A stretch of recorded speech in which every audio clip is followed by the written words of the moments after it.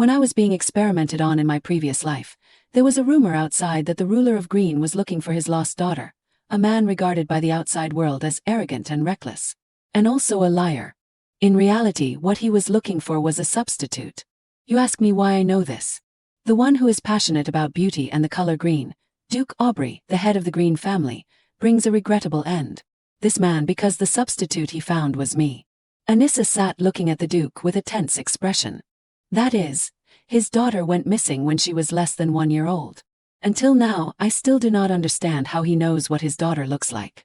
Anissa became helpless in the face of Duke Aubrey's absurd answer. Because my daughter looks a lot like me. So, if you pretend to be my daughter, you must reach this level. The little girl was extremely nervous, not knowing what he was up to. Then Duke Aubrey handed Anissa a piece of paper and requested, "Now, I will ask you a few questions. Write the answers here." The little girl sat in a daze of helplessness, acting as if she were an orphan with no right to object. What, isn't this just a blank piece of paper? Immediately after, Duke Aubrey set a condition for Anissa: if you pass my test, then for the next 4 years, you can be my daughter and live a life no less than anyone else's. The little girl immediately asked back, 5 years. He sighed deeply and then asked questioning questions. Why? Did you think you would live as my beloved daughter for the rest of your life? Anissa secretly rummaged through her memories. No, although in my previous life's memories, he was also a very self-disciplined person. Anissa gave a forced smile and explained, I thought it was just a superficial replacement. Duke Aubrey began to say words that manipulated the little girl's psychology, because during this time you have some things you must do. After 5 years, you can use the form of sponsored study abroad to live overseas. After hearing this, Anissa could only pout and contemplate. In short, doing a good job as a substitute is all that is needed. In fact, being adopted by a suitable businessman is still better, Duke Aubrey seriously announced. Then let us start the interview. First, what are your hobbies? Anissa thought for a long time and then hesitantly gave the answer, reading books. Before anything else, he spoke directly to the little girl's face with a sarcastic tone. Doesn't look like much, but has early education. Anissa could only curse inwardly, too rude. Duke Aubrey continued to ask another question. How old are you? Anissa hesitated, calculating back and forth, and then replied, probably about 10 years old. He immediately reminded her, my daughter is 11 years old. You should know that. Anissa became uncomfortable with his overbearing attitude. Why are you asking me then? Now, the little girl could only sit here and resign herself to her bleak fate, as if she were in a real interview, although she had never seen one in person. Duke Aubrey hurriedly said, now, write the answers on the piece of paper I gave you earlier. With her intuition, Anissa anxiously guessed, is he planning to give me a math problem? Duke Aubrey's lips moved as if he were ready. Just as Anissa predicted, a long drawn-out math problem was painstakingly prepared by the Duke. There is a donut that can only be cut twice with a knife into X pieces. There are 3 murderers and 3 priests. To restore the murderer's humanity, the murderer must be taken to the temple. The more Anissa listened, the more overwhelmed she became. Please have some conscience, sir. After reading a problem as long as an essay, the Duke immediately urged Anissa, it is simple, solve it quickly. Why are you staring blankly? The little girl gasped in shock. You do not think this is Mensa, do you? What is Mensa? I have never heard of this word before. However, I seem to know the answer to this question. While writing the answer on the paper, the little girl lamented her fate. Really, how did I get to this point? If I want to explain why I became like this, then I have to remember my pitiful, miserable life. Anissa recalled that terrifying time. The screams echoed in her mind. Among the children bought, only one survived, thinking it was a good container. In short, I was initially the experimental subject of a mad scientist. My childhood memories gradually faded due to the sequelae of the experiment. Until I was 24 years old, I always believed that he was my father and endured countless painful experiments. But in fact, I was just a vessel for the soul of a madman's deceased wife. Grieving over the truth of being betrayed, I closed my eyes and lay on the cold ice on the laboratory table, originally thinking that I would just leave the mortal world like this. When I opened my eyes again, I had returned to the past. It was also the day I first entered the orphanage where I was sold to him. My life was already so miserable. Was not it enough? Did it have to be even more miserable? Returning to reality, Anissa still sat absent-mindedly remembering what happened in her previous life. Fortunately, the mad scientist was a person who often bought newspapers, and I secretly read them. I could roughly know the next 10 years of the future. The name of this man was also seen many times in the newspaper at that time, Duke Shakur Aubrey, who had power second only to the royal family in the empire. The person who holds 50% of the empire's business district, the youngest son in the duke's family with 3 brothers, and the one who defeated 2 brothers and became the owner of the family. To survive in a family full of falsehoods, becoming an evil and perceptive person is probably inevitable. Seeing Anissa sitting still as a statue, Duke Aubrey asked, "Why are not you solving the problem but looking at me?" The little girl startled and replied, I am done." After hearing this, he felt a little skeptical. "So fast, you have already finished solving it. You did not just write something random, did you?" Anissa on this side still could not stop getting lost in the thoughts lurking in her mind, and he is very soft-hearted towards his wife. Everyone does not know the truth that he listens very much to. The ruler of blue. But how do I know? After returning to the past, the strange thing is that I always have a sense of familiarity with things that happen for the first time. Information about the other party also appears naturally. Is it a side effect of the experiment? After checking the results that Anissa had done, the Duke gave a comment, "All correct." "Although I do not know how you solved all the problems in such a short time," the little girl confidently pointed at her face and replied, "That is right, it must be because I have a bit of a genius quality." Duke Aubrey also began to feel interested. "Is that so? Then that is great.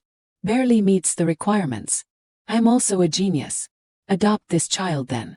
During the touching moment, he suddenly changed his tone.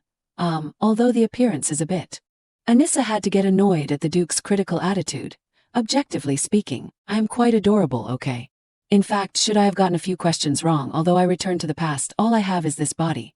Why did this situation of interviewing a substitute for the Duke's daughter appear? I have to start telling from 3 months ago about how I miraculously came back to life." At that time, the little girl's mind became chaotic, always thinking about negative things. "It hurts so much, so lonely. Is this what death is like?" "That is right. It is that simple. I want to leave this world." Anissa was still in shock when she found herself sitting on a lawn. The crying of a little girl nearby kept ringing out. Anissa looked ahead to see a nanny comforting a child. "Rania, being adopted by a noble is an honor." Rania whimpered, "But I do not want to leave you."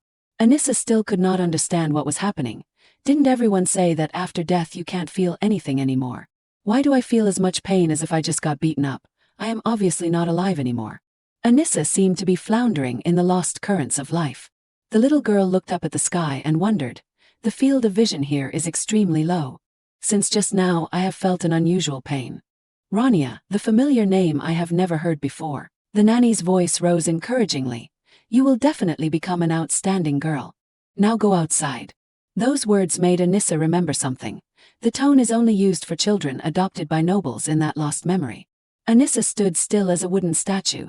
A dark and gloomy screen clung to the little girl, an orphanage like hell.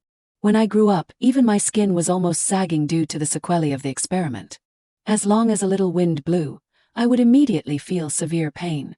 Even the smell of poison was easier to smell than the stench coming from my body." Anissa stared at her small hands and wondered, "I am back. I was in so much pain just now, but now I do not feel any pain at all. So miraculous.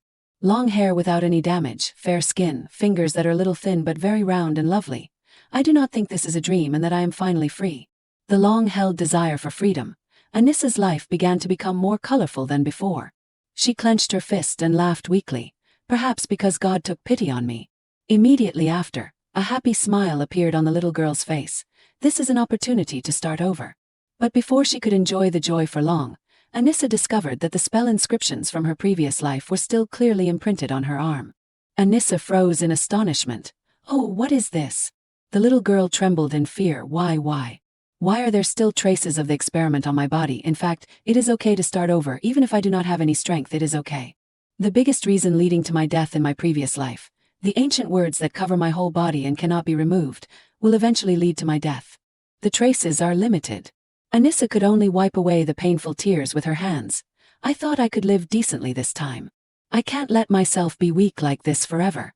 She quickly pulled herself together and made a decision. "If I have returned to the past, that guy is still alive. He probably won't recognize me, will he?" Revenge, resentment was evident on Anissa's face. Things have come to this point. I can't let myself leave alone. I will destroy the laboratory and his whole life. The little girl slowly stood up, step by step implementing the plan she was brewing in her heart. "First, I have to win over the people here to get a letter of recommendation. At the most prestigious orphanage in the empire. Here there is a secret. Although children who achieve good results in class can enjoy aid from nobles, but most of the children do not. Those children who do not perform well and displease the teachers. Since when did those children start saying that after being adopted, they would immediately disappear?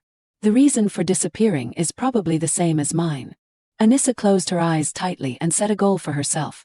Achieve good results, receive subsidies. I am no longer the blind and weak me of the past. Then I must take revenge. Anissa entered the kitchen and began slicing cucumbers like a professional chef. Even the nanny and other children had to gasp in surprise at the little girl's actions. After a while, Anissa completed the work and quickly reported to the nanny. "Excuse me, I am done. Everything has been completed. Is there anything else to do?" The nanny could not believe her eyes. So fast. "Okay, then Anissa can go back first." The girl bowed politely and replied, "Thank you. I will definitely strive to become a good student to repay you." The nanny stared at Anissa with thousands of questions. This is obviously the first time this child has learned kitchen work. No wonder everyone wants this child. As expected, there is a reason. Is this the child who always gets poor grades? It has only been 3 months and she is already like this. Now, Anissa in the eyes of the nanny had become a completely different girl. Anissa also secretly observed the nanny's expression.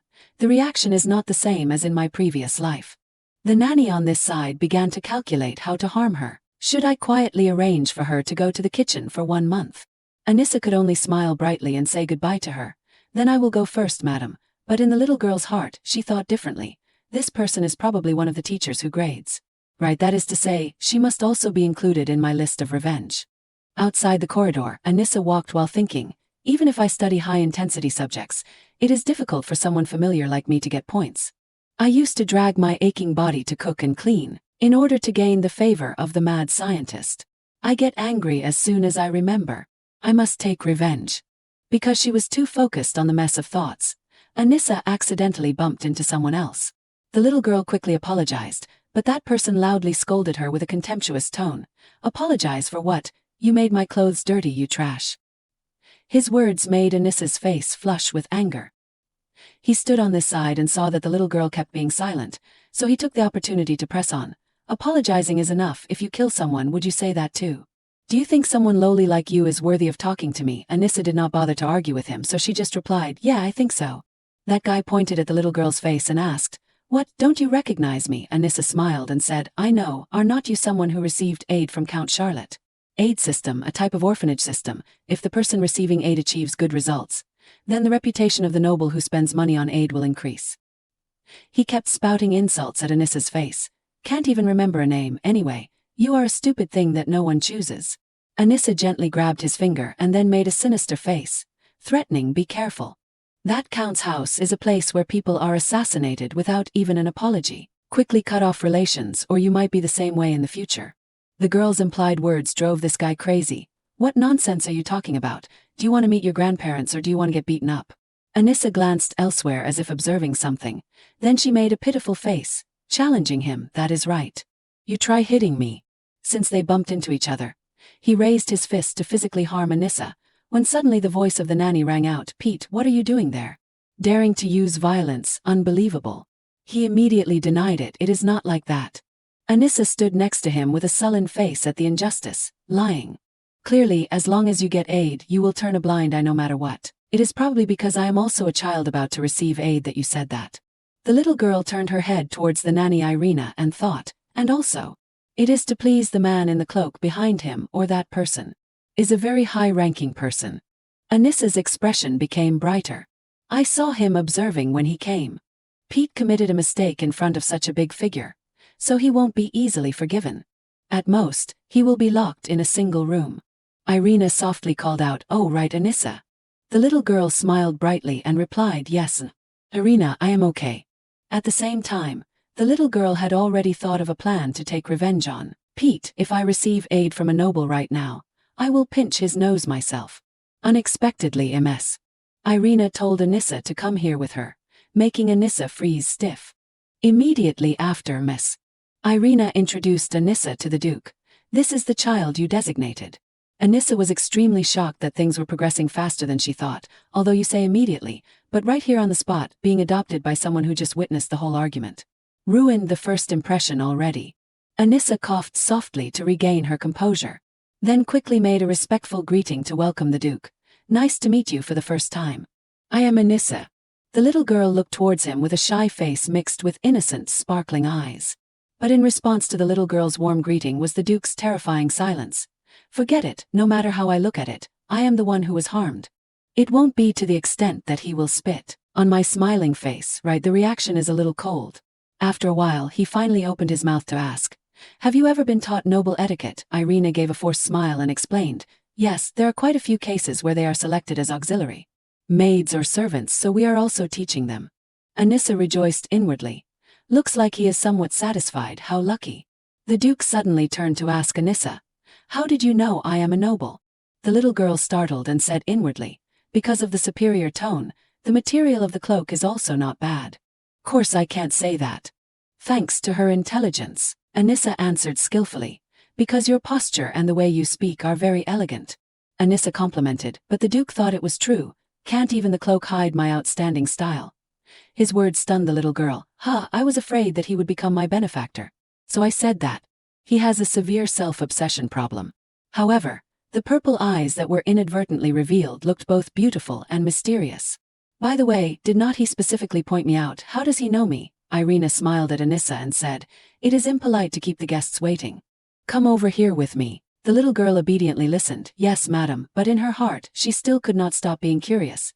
Let us follow along and see what happens first. Inside the VIP reception room, Irina respectfully welcomed the Duke cordially. Please sit on this side. Tea will be brought up immediately. First, let me introduce you to this child. Anissa, sitting on this side, was also very surprised because it was the first time she saw Miss Irina's humble appearance. Is that really a very powerful noble? The Duke flatly refused. No need to introduce. You go out. Irina asked blankly why, but there is also the consultation related to the adoption issue. He glanced at the nanny and said, did I ever say I would adopt? Whether it is evaluation or decision, it is all my business. Go out. Anissa stood bashfully next to the nanny. Even someone with as high self-esteem as Miss Irina was meeting such a difficult person for the first time, right? Miss Irina is the most discriminatory person among all the teachers, a person who is very proud of what she has done at this orphanage, and also the teacher who makes me and other normal children feel the most oppressed. It is really rare for a teacher like that to humble herself. While Anissa was busy thinking about the nanny unexpectedly shouted, Anissa, to Anissa's surprise. Irina came running over and embraced Anissa warmly. Absolutely no actions that are rude to customers. Anissa stared straight into the cruel eyes of the nanny and then recalled, look, because I have always been an easy target, I am always used to vent my anger, right? The little girl still replied politely, yes, madam. After instructing Anissa, Irina quickly left. If you have any requests, just tell me. Now she was alone facing that difficult Duke. It is okay. A kind child must always be clever and sensible. Wait until I stab her in the back and see if she can still smile like that. The Duke suddenly spoke. How annoying, too troublesome. Anissa was startled and realized, I almost forgot to act cute. She smiled eagerly and replied that. Unexpectedly, what made him uncomfortable was that furry coat. Anissa could only freeze at his spitefulness. So it is not because of me. Then the Duke ordered the little girl to sit down. Anissa tried to keep the smile on her lips and replied, yes, sir. The Duke's long green hair and purple pupils caught Anissa's attention. It is a rare combination, and with such a beautiful appearance, it is really amazing. But I always feel that this face is a bit familiar. Suddenly, the Duke opened his mouth and said, you look like a mangy puppy. His words were like a knife stabbing deep into Anissa's weak heart. This is my first meeting with the unlucky inhuman name, the rare genius but with a cruel and bitter personality. And who will also soon die, Duke Shakur Aubrey. After completing all the difficult tests and questions from the Duke, Anissa was also brought back to the palace by him. Let us set off. The little girl sat in the carriage and looked out with a confused expression. Are we really just leaving like this? What about the adoption papers, the month of education before adoption? Seeing Anissa's attitude, Duke Aubrey glanced at her and asked, are you reluctant or something? The girl immediately denied no. The little girl said inwardly, basically, I did not even give myself time to think. Originally, when I saw the other party, he was still considering a bit. The man will definitely die, and the family will also be destroyed. It is not like we are playing a game to see who explodes first. Thinking about it, why did this man log out? I remember now. After the frail and sickly wife died, due to the pain of losing his wife, Magic lost control in the hunting competition organized by the royal family, almost killing the royal family. In the end, this man was assassinated by the person he loved the most and always pursued, the ruler of Green, Duke Ulfar Alio of the Oligo family. After that, the power of Green was considered an evil power and sealed, and the family also suffered a disaster.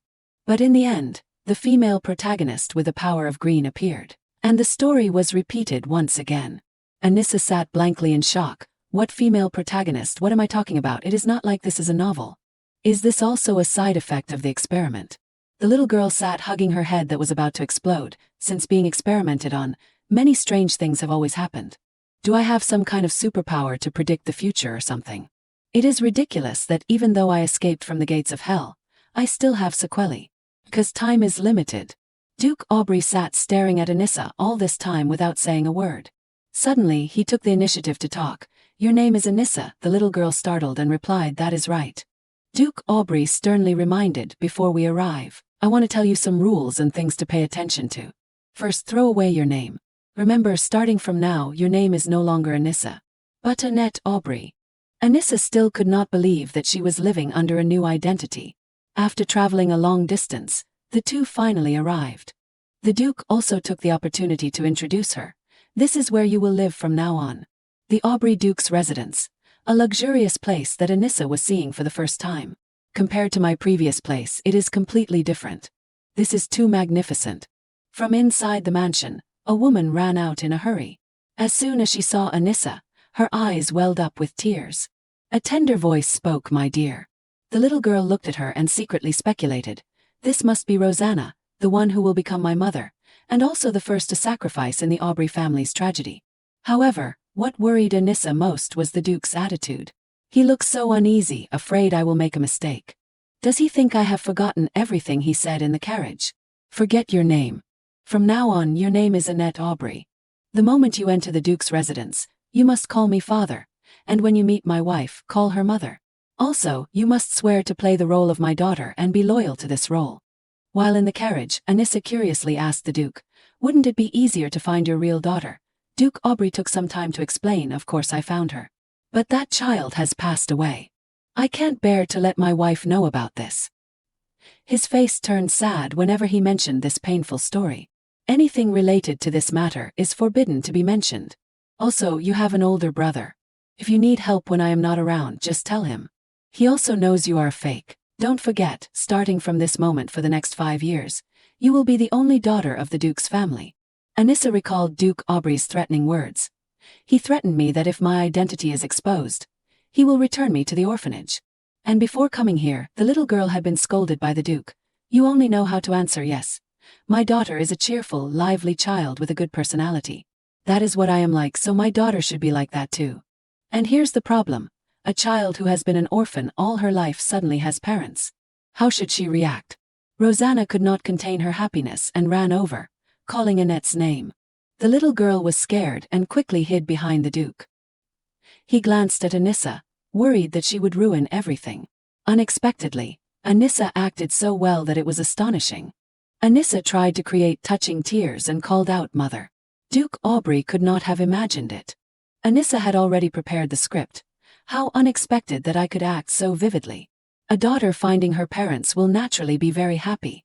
Being afraid of being rejected and also afraid of the unfamiliar environment, she will rely on the adult she has met a few times more. Anissa clung to the Duke's coat and thought gloomily, even though I do not want to understand such details. Rosanna trembled as she reached out to the little girl. Annette, it is mother. I am sorry I only found you now. It is all my fault. Can you give mother a hug, my child? Anissa lowered her head as if hesitating about something.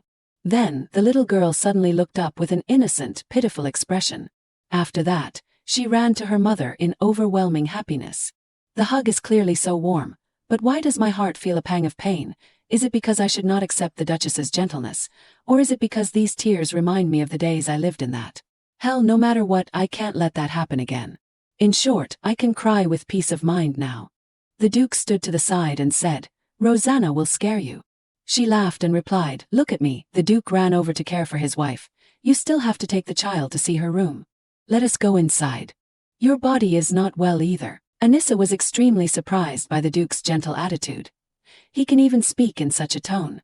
Rosanna said lovingly to the little girl, "Sweetheart, go rest first. Okay, we will have dinner together tonight, okay?" Anissa smiled brightly and agreed. "Okay, mother." Finally, Madame Rosanna was taken back to her room to rest by the servants. After she left, Duke Aubrey asked, "You cried for real?" Anissa raised her face to look at him. Then she put on a proud face and replied, "This is all acting skill." The Duke asked blankly, "Acting skill?" Anissa answered very confidently, "Yes, is not my role to be the Duke's intelligent, lively, cheerful, innocent, and adorable daughter? Shouldn't I act to this extent?" Anissa's words made the Duke want to fall backwards speechless. Then he turned to instruct the servants, "The young lady has returned. Serve her wholeheartedly and carefully. Don't harm a single hair on her head." Anissa suddenly discovered something. All the servants answered in unison, "Understood, master." It turned out that what surprised Anissa was that she would be served by so many servants like this. Duke Aubrey stood next to her and asked in surprise, "What is so surprising? This will be your home from now on." The two of them entered the castle together.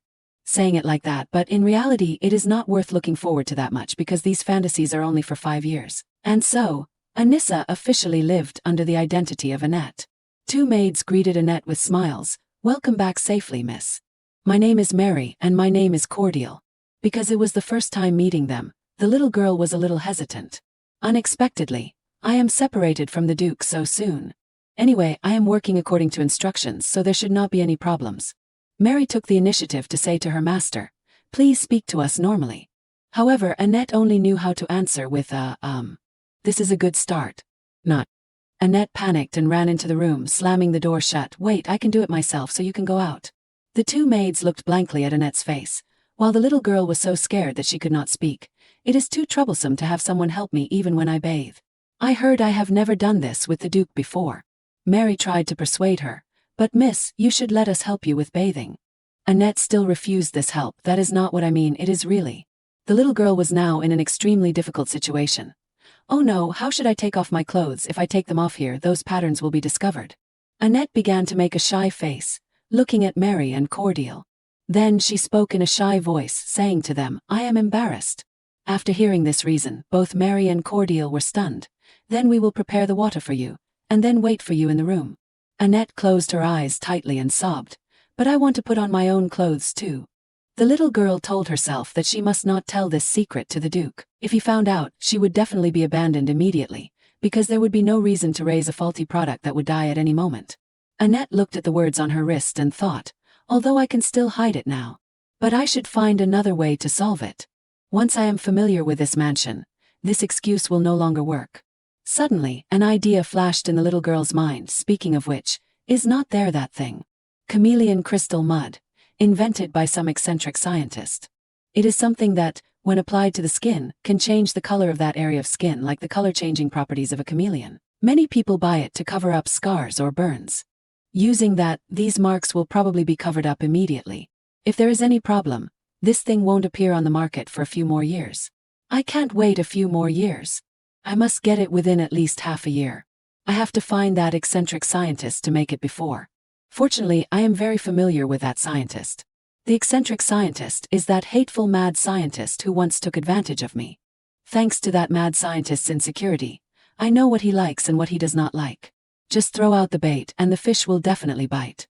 After Annette came out, Mary and Cordial were already waiting. "You are done bathing. Was it difficult to bathe alone, miss?" she said shyly to them. I want to tour the Duke's mansion a little." Mary immediately asked with concern, "Aren't you tired? Can you rest in your room for a bit?" The little girl replied, I am fine because I have to quickly familiarize myself with this mansion."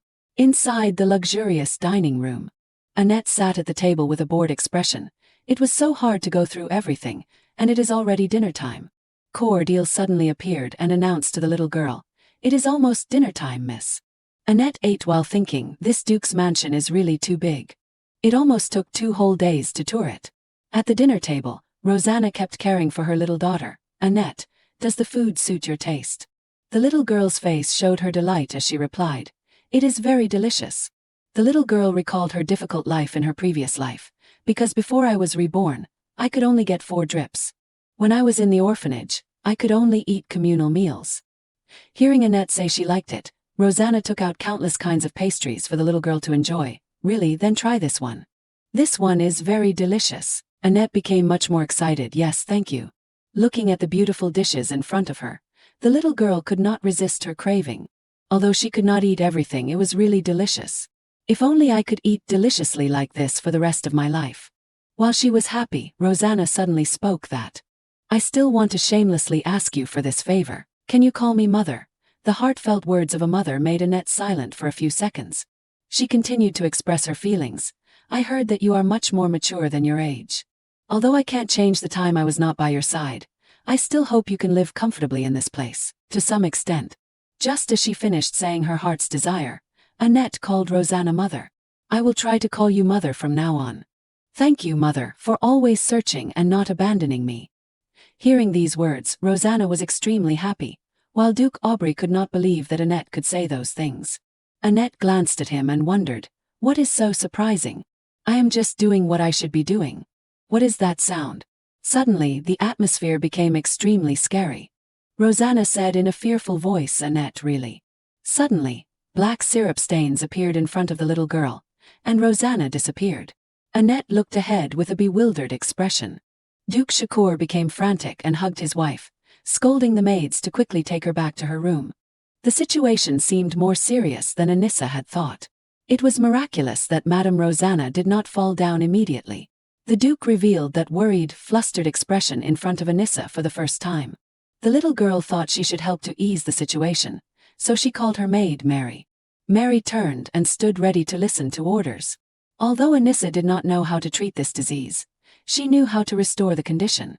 Anissa told Mary to prepare some hot water, white sugar, and peony root powder. Put the peony root in a pot, roast it, dry it, then grind it into powder and bring it. Peony, although it is just a weed that can be found everywhere, it is the most important medicinal material for treating the disease. After processing, it is used as medicine to treat the disease, and it will have a quick effect. Mary obeyed and went to prepare immediately. As for Anissa, next she just needed to play the role of a cheerful, innocent, and lively little genius. A moment later, Madame Rosanna woke up. The Duke was still by her side, asking with concern.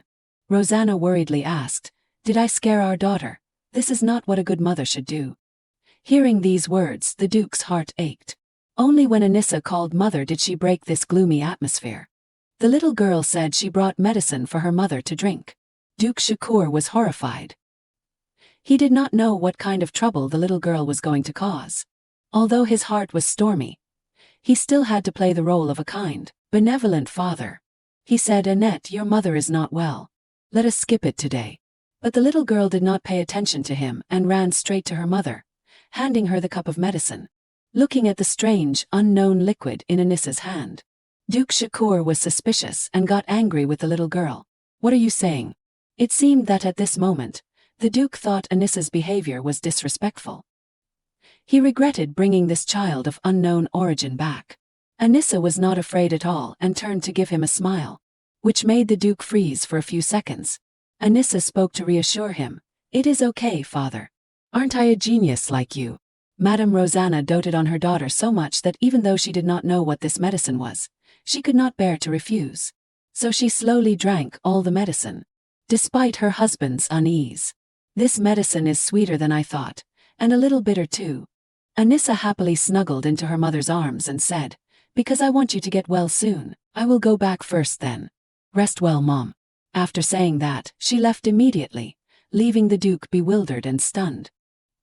He did not understand what this child was plotting. As soon as Anissa stepped out of the door, she trembled uncontrollably. She might have looked confident on the outside, but Anissa was also scared when the Duke got angry. She reassured herself that it was okay, that even if there were some mistakes, she would not be scolded, abused, or taken away to be experimented on. Didn't I handle it very well? There is nothing wrong. I came here so I would not follow in the same footsteps, so I would not encounter those painful things again because this is not a laboratory. Suddenly, a voice called out, making Anissa jump. It turned out to be the two close maids. Anissa could not reveal the anxiety in her heart, and had to play the role of an innocent child, making an excuse that she was scared because she had just been scolded by her father. Meanwhile in the room, Madame Rosanna complained that her husband had just been so hot-tempered with the beloved daughter that the family had spent so much effort to find. Duke Shakur replied in confusion, "I thought she was going to give you something strange to drink." Rosanna laughed. "Wasn't she bringing medicine because of me? How precious, how kind. I know you are not familiar with her yet, but do not be so cold in the future." Rosanna casually pinched her husband's cheek. "Answer me." "Okay, I know." Suddenly, Duke Shakur noticed that his wife did not seem to be coughing anymore. Rosanna herself felt surprised. Her breathing was very even now, and she was not cold anymore either. Rosanna had never stopped coughing so quickly before. She was confused and did not know what had happened. Did that strange medicine work, or was Rosanna's illness alleviated by coincidence? But the Duke thought that if it was just a coincidence, Anissa would not have revealed such a confident smile. Duke Shakur turned to call the butler, Pedro, and told him to quickly bring the two maids, Mary and Cordial, here to find out if Anissa had done anything strange. Duke Shakur coaxed his wife to go rest first. He knew that such deception was not good for either Anissa or his wife. The first time he saw Anissa's photo, he thought his daughter had really returned. He believed that this child might be able to improve his wife's condition. Madame Rosanna used to be very healthy, but she contracted some kind of disease. A dozen years ago, the anti-aristocratic faction in the empire caused a great disturbance, the cause of which was the poor rule of the emperor. The previous emperor was the most vicious tyrant ever recorded in history, cruel and exploitative of the people. The nobles also had no choice but to increase taxes on the people in the territory. This terrible way of ruling led to the people rioting, the war never stopping, the taxes constantly rising, leading to the threat of the nobles to the empire no longer being terrible. When some nobles beheaded the people took the opportunity to rise up in revolt, retaliating against the nobles extremely cruelly, for example, stealing their children. Because they wanted the nobles to taste the taste of losing their children. More and more noble families had their children stolen, including Duke Shakur. One was the family's loyal nurse for a long time, but her son was taken away by the nobles. She stole his daughter Annette. During that process, the death of the only son of a prestigious marquis family was discovered. The nobles took that marquis as the first sword, and under the leadership of a prince who was only 15 years old launched a coup. The anger of the people of the empire, plus the anger of the nobility. The coup was successful, and after the tyrant was eliminated, the lost children also returned one by one. But there were also children who could not return, like his daughter, and the son of the Oligo family. But fortunately, not long after, the son of the Oligo family was found. When she heard the news, Rosanna seemed to have regained the hope of living. She always hoped that her daughter was also somewhere, and was living very well. But in the end, Duke Shakur only found his daughter's charred corpse. The corpse was wearing the Green family's necklace. There was no mistaking it. But Duke Shakur could not bear to let his wife know the bad news. Just hiding this pain alone. The moment he saw his wife's desperate face, a glimmer of hope flashed and she was full of life. He did not want Rosanna to endure the terrible pain he was enduring for 1,000 times. So Lord Shakur brought home a child with green hair, and about the same age as his daughter. From the moment he first met Anissa at the orphanage, to the girl's emotional choked expression when she met her mother, this superb performance opened his eyes. That tearful reunion scene. He thought to himself, if his daughter could really come back, would it be like that too? She would grow up in the loving arms of her family, and would also call him father. But then the Duke quickly dismissed that thought. Anissa was fake, even though her face and voice were the same. He never doubted whether his daughter had been swapped. Annette's eyes were very similar to the Duke's, both light purple. Unless she had been experimented on, the eye color would never change. A moment later, when the butler brought the person in, the two maids honestly told about Anissa's request at that time. Duke Shakur did not understand where the girl got this medicine formula. He asked the servant what Anissa was doing, and the maid replied that the young lady was resting in her room. Mary even dared to add that the young lady seemed a little scared. I heard that this was the first time she was scolded by an adult. The Duke froze for a few seconds. He knew it was his fault for wrongly scolding the girl, so he had to think of a way to make amends. He asked the servants what gifts children usually like, and then bought a bunch of cakes and snacks, which made Anissa freeze. She was still thinking about writing a letter to the eccentric scientist, but the old man suddenly brought this bunch of snacks. What does it mean? She asked the Duke where did all this stuff come from. He just replied that he picked it up on the road. But where can you pick up things in the middle of the night? Then Lord Shakur delicately asked if Anissa's mood had improved, while she was still confused and wondered what she was unhappy about. Suddenly she realized, could this be the Duke's apology gift for losing his temper just now? Anissa used all kinds of words to praise the old man's merits, which really made this self-loving Duke smile from ear to ear. No way, is not this too easy to grasp? Soon the next morning came. Anissa stayed up all night thinking about countermeasures. She felt that with her current ability, it was difficult to connect with a talented eccentric scientist. She had to talk to the Duke about business first. But she had only been here for a short time, and she could not get used to giving orders, facing a talented, eccentric and crazy scientist, and not enough money. First, she planned to steal some of the mad scientist's future ideas, such as the new uses of magic stones. A magic stone can only carry one attribute. Infusing firepower into the magic stone will turn it into a fire magic stone. But just using a little trick with this magic stone can create a magic stone that has two kinds of effects. Melt the fire magic stone and water magic stone at a special temperature and put them together, and you can create a combined magic stone, flowing out hot springs. Anissa prepared to make Duke Shakur happy so that it would be easier to ask for funding. While passing by the two maids, Anissa did not notice that someone deliberately tripped her, causing her to trip and fall, face down on the floor. While still confused about what happened, the maid sneered, "Are you okay, young lady? You must look ahead when walking." The two were even gloatingly mocking each other. I said, "This girl, you must have knowledge in your head to be able to hold your head high. Is that so? If I had known, I would have lived in an orphanage, and I was lucky enough to become a noble, just in time for the headhunters of other families to have good news. I am still thinking about whether to go there." Anissa was trembling with anger. No matter where she was, she would encounter this kind of bullying. Did they want to see her cry? But she was not afraid of these nonsense things. Anissa gloomily cried out in pain, and the maid laughed. "I said it was a misunderstanding. I am really sorry." Anissa this time used her superb acting skills to play the innocent White Lotus and asked, "Am I that annoying?" The maid smiled and said, "How can I say no?" Anissa replied, "Then I will tell my father everything without missing a word. And also, you said just now that other families have come to court you. I will tell my father that you do not want to take care of orphans, so you want to leave here. How is it? Happier a bit, right?" The two maids' smiles disappeared at this time, but they still tried not to reveal their fear and said, "If you are so stubborn, you will make others hate you more. It was clear that you fell by yourself at first."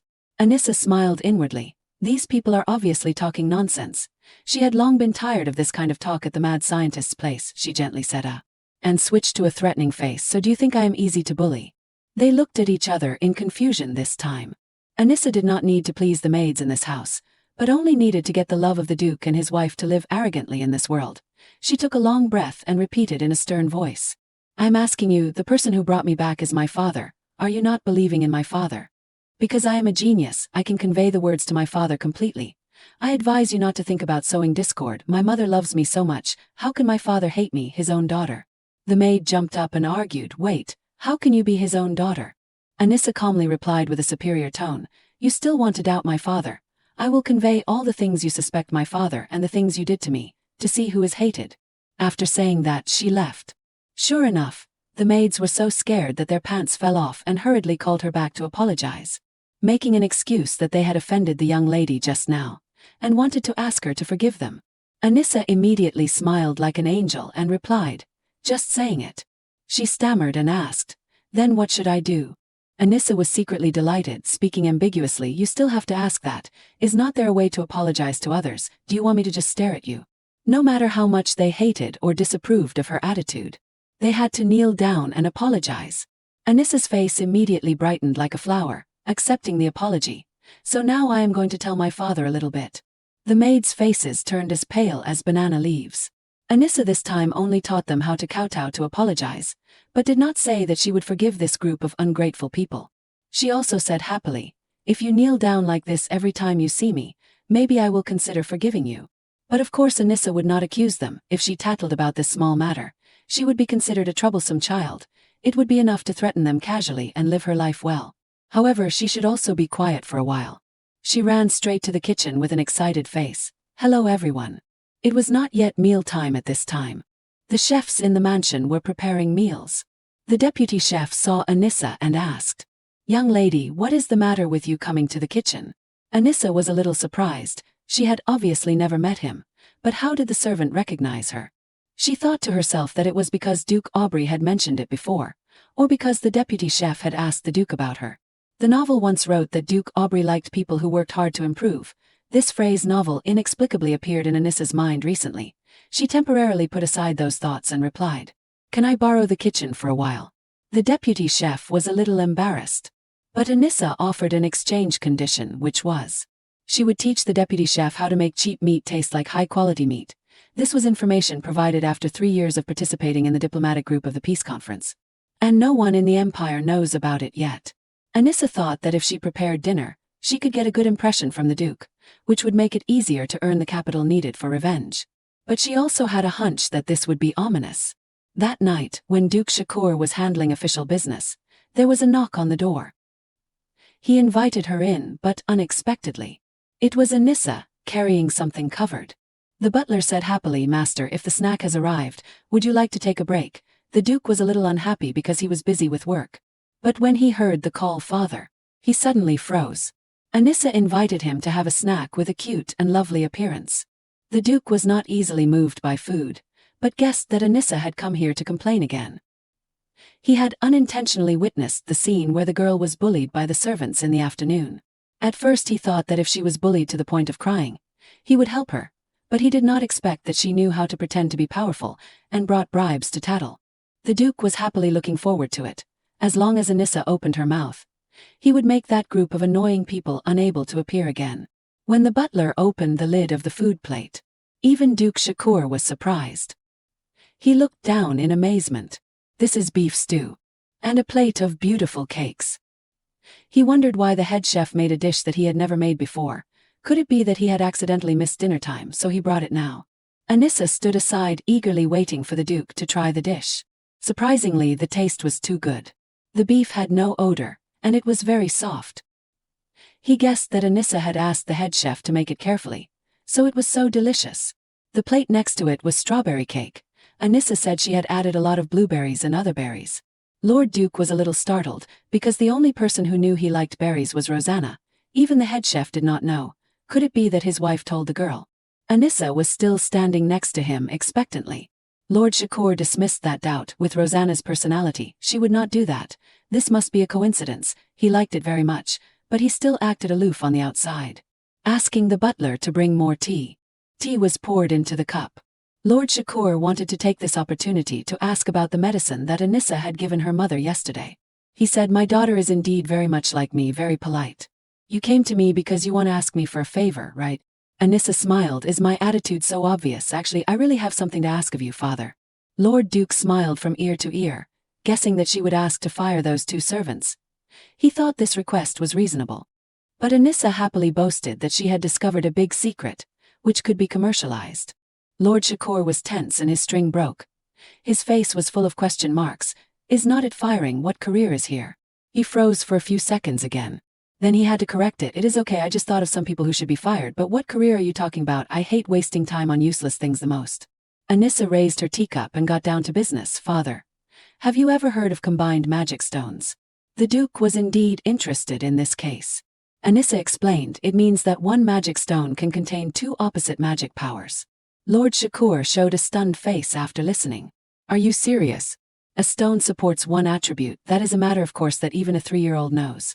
Anissa was very calm and confidently affirmed, "If a formula with mixed attributes is discovered, I do not think commercializing this is a wild idea." Although he did not believe it, the Duke still complied with Anissa's wishes, asking her to write down the preparation formula. At first, Lord Shakur thought that Anissa was only good at thinking about distant things, but unexpectedly, it was a brief explanation that was not suitable for her age.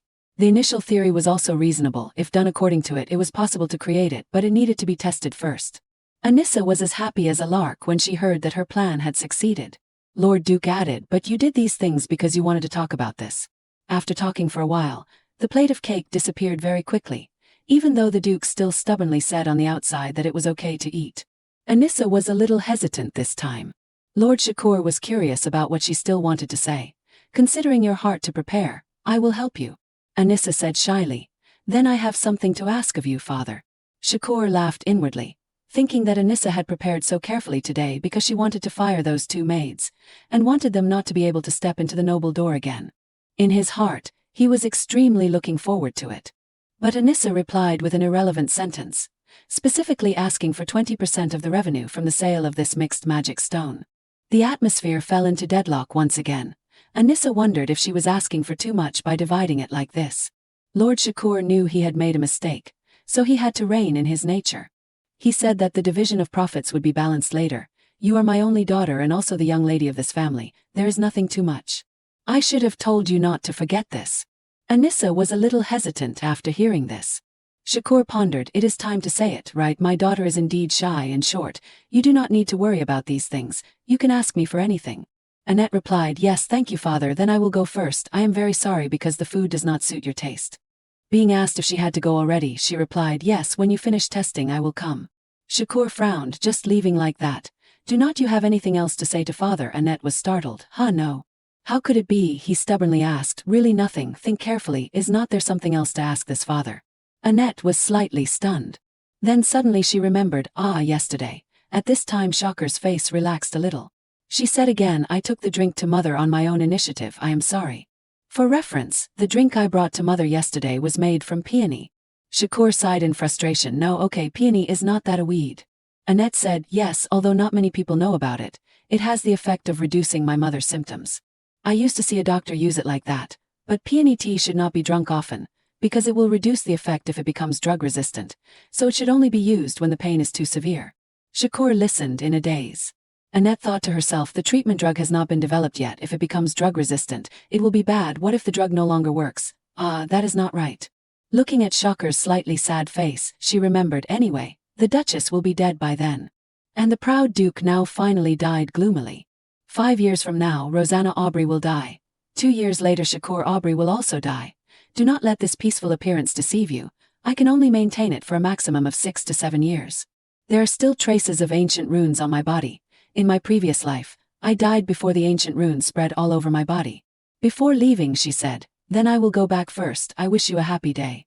Shakur stayed with a gloomy face. Really just leaving like that, finally not saying anything. Just then the butler poked his head out. He called him back. Wait, what are you doing? He said, I see that these things do not suit your taste, so I'm going to clean them up. I am thinking about whether to treat them as snacks and eat them. His face became desperate. He ordered, put it down. I am tired. You go out. The butler laughed. Really? Then he turned his back and went to the room. At this time Annette was immersed in thoughts. It seems that I have to prepare some more tea. I clearly tried my best. But it seems that the food is not good. Could it be that the strength that even the mad scientist recognizes can't be used now? Even such a picky person ate it deliciously. That is right, after all. The food that father has eaten since he was a child is all from top-notch things. Suddenly she remembered. The Duke Shakur Aubrey's mansion has a single heir, with chestnut hair very similar to Shakur Aubrey. Noble purple pupils, a very young face, about 13 years old, after the Duke's family perished. The male supporting character met the female lead with green eyes after wandering as a knight for a while. Annette blamed herself again, thinking of information that she had never known before in a strange way. What male supporting character, and the female lead? What does it mean? I only met him at mealtime. Does not he know my identity? She forced a smile. Hello. After a perfunctory greeting, let us go, he asked her. You are that person, the substitute. She paused a little after hearing this. Then she laughed. Then he must be that person, Enos Aubrey. He smiled lightly. He had arrogant eyes exactly like Duke Aubrey, and that smile that was not a smile, showing vigilance and malice. He said goodbye first. Annette thought to herself, it was already tiring enough. He actually made people even more tired. Suddenly he mocked. Even if you change your clothes, you can't hide your rusticity. Telling me to bring back a girl to be my sister, but she is so ordinary. There is nothing special about her. She did not say a word and only said one word after a long time. Hey, he laughed. Hey, is the word a bit short? Annette replied. Did he say it long? This word made him pause. She turned back and smiled. If you have finished evaluating, then I can go because I am very busy. I do not have time to play with him here. Enos seemed very annoyed. What did you just say? She replied. He also speaks very casually. I am just using the same method as him. Besides, she only needs to please 2 people, as long as she gets the love of the Duke and his wife. There is no need to look at this kid's face. Even the Duke loves his wife more than she thought, even if it is for her health. He would not send her out casually. That is right. This child's scolding words are meaningless to her, because they have no danger at all. But if I were really a child, I am not sure, she said bluntly to Enos. I do not need to please you either. Why should I be humble like an idiot? He became uncomfortable. You still do not understand the situation, idiot. Do not you know why you have to please me? She replied. Who knows, because you are the real son, the heir of this family. Enos suddenly choked.